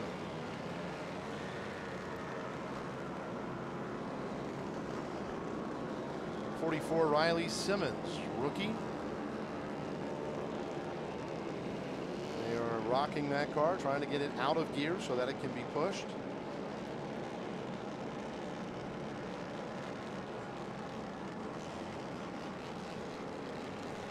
A lot of compression in these 4-strokes. The four-wheelers sometimes struggle. That's one reason why it's got to be out of gear when they start pushing. Riley gets the car restarted.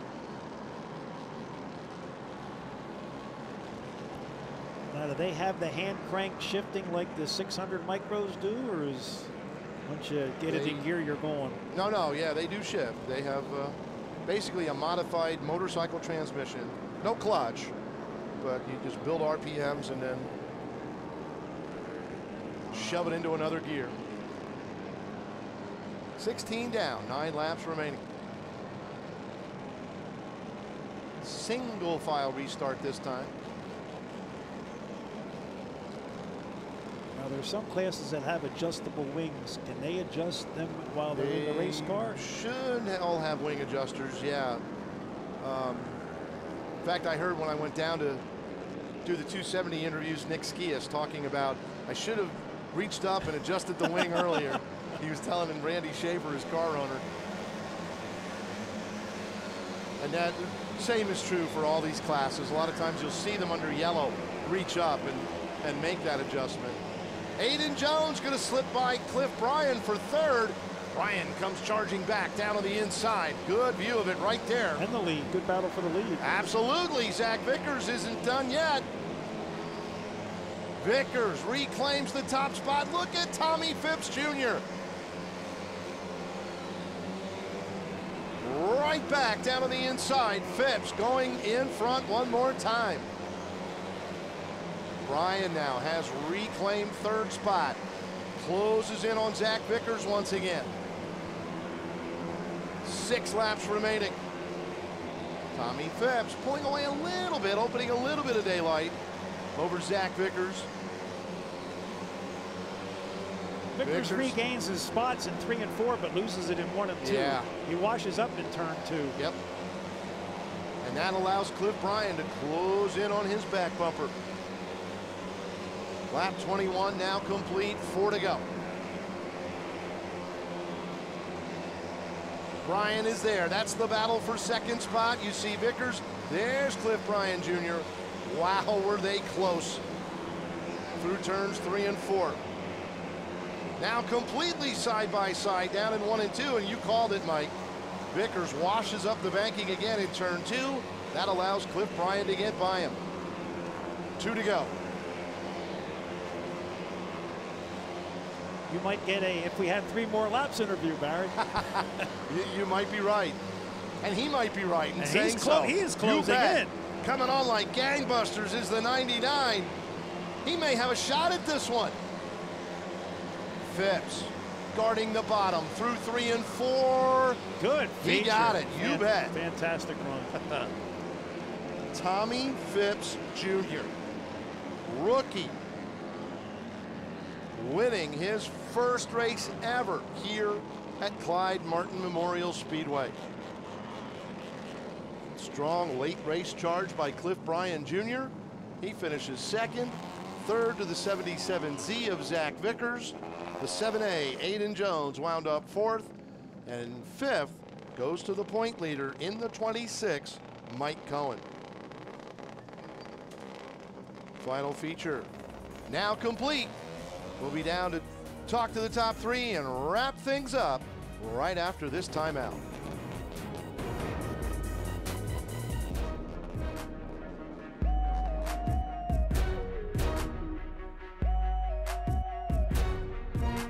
Got a race? Hyper Racing has technical help that will blow your mind, online or phone line. A world-class facility that manufactures perfection. Fuel injection conversions, chassis dyno, shock service, and a massive inventory for micro sprints, lightning sprints, midgets, and quarter midgets. We have what you need and will deliver your package full of adrenaline. Hyper Racing, because you gotta race. Ace is the place with the helpful hardware, folks. I'm going fishing, and I need a new cooler. I showed him our Yeti coolers. They're incredibly durable. Ace is the place with coolers tested on real grizzly bears. Because everyone knows bears hate warm soda pop.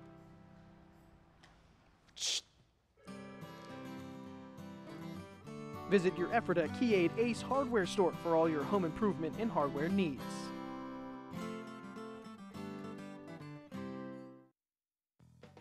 Bud Spring Service of Lancaster has a full-service facility specializing in drive shaft repair and replacement, spring repair and replacement, suspension rebuilds, brake replacement, and complete wheel alignments. Direct distributors for Dana Spicer Driveline, Meritor Brakes and Driveline, and Eaton Fuller Clutches. We have the parts on hand to keep your trucks on the road and minimize your downtime. Please call Bud Spring Service of Lancaster.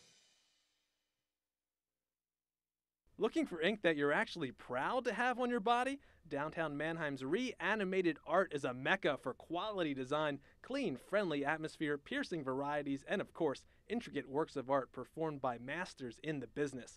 Are you unhappy with an old busted tattoo? We can literally reanimate it into a work of art you can be proud of. So stop wishing you could, impress your friends, get the ink that makes them think. Reanimated Art. Call 717-664-2877. Down to Barry Angstadt for our final Victory Lane interviews with the 4-stroke top 3.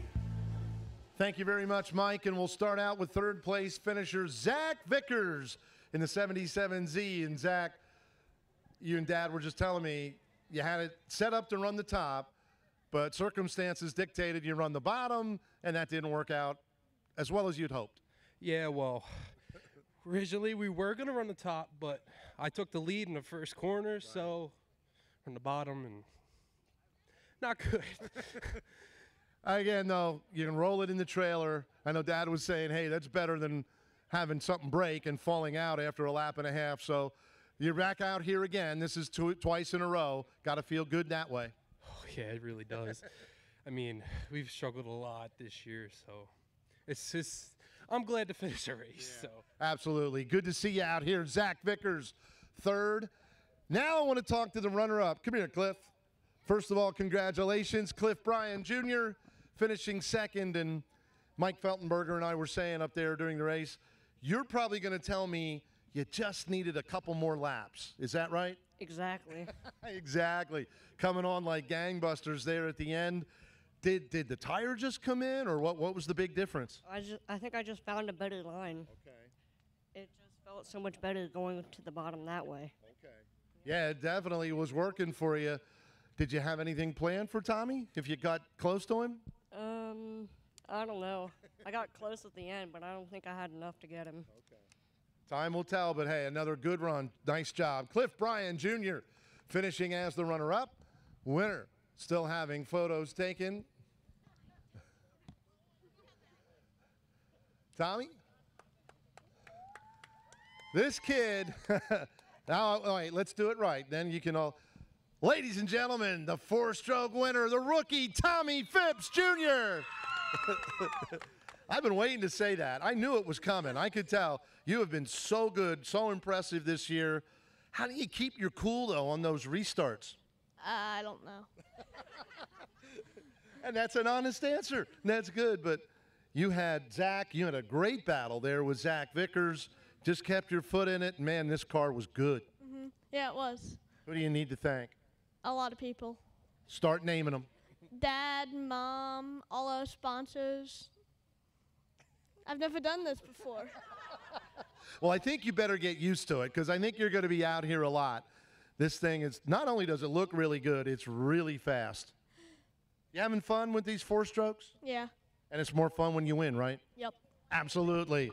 There we go. Tommy, we're going to get you to sign the cup. I've got a winner's decal for you then. I just want to let the person know that Go ahead. Hang on. I just want to let the person know that got this. I don't have my signature quite down yet. I'm sure they will be fine with it. That's okay. They know it's from the winner, Tommy Phipps Jr. Folks, thanks for joining us, our second televised race of the year on BRC 11. Happy to have all of you with us. We're back on the air July the 15th, the next televised event. Join us then. For Mike Feltenberger, Mike, thank you so much for pinch hitting at the last minute. Great partner, Mike Feltenberger tonight. And for the entire BRC 11 crew, I'm Barry Angstadt saying so long, and we'll see you next time for a night at the races here at Clide Martin Memorial Speedway.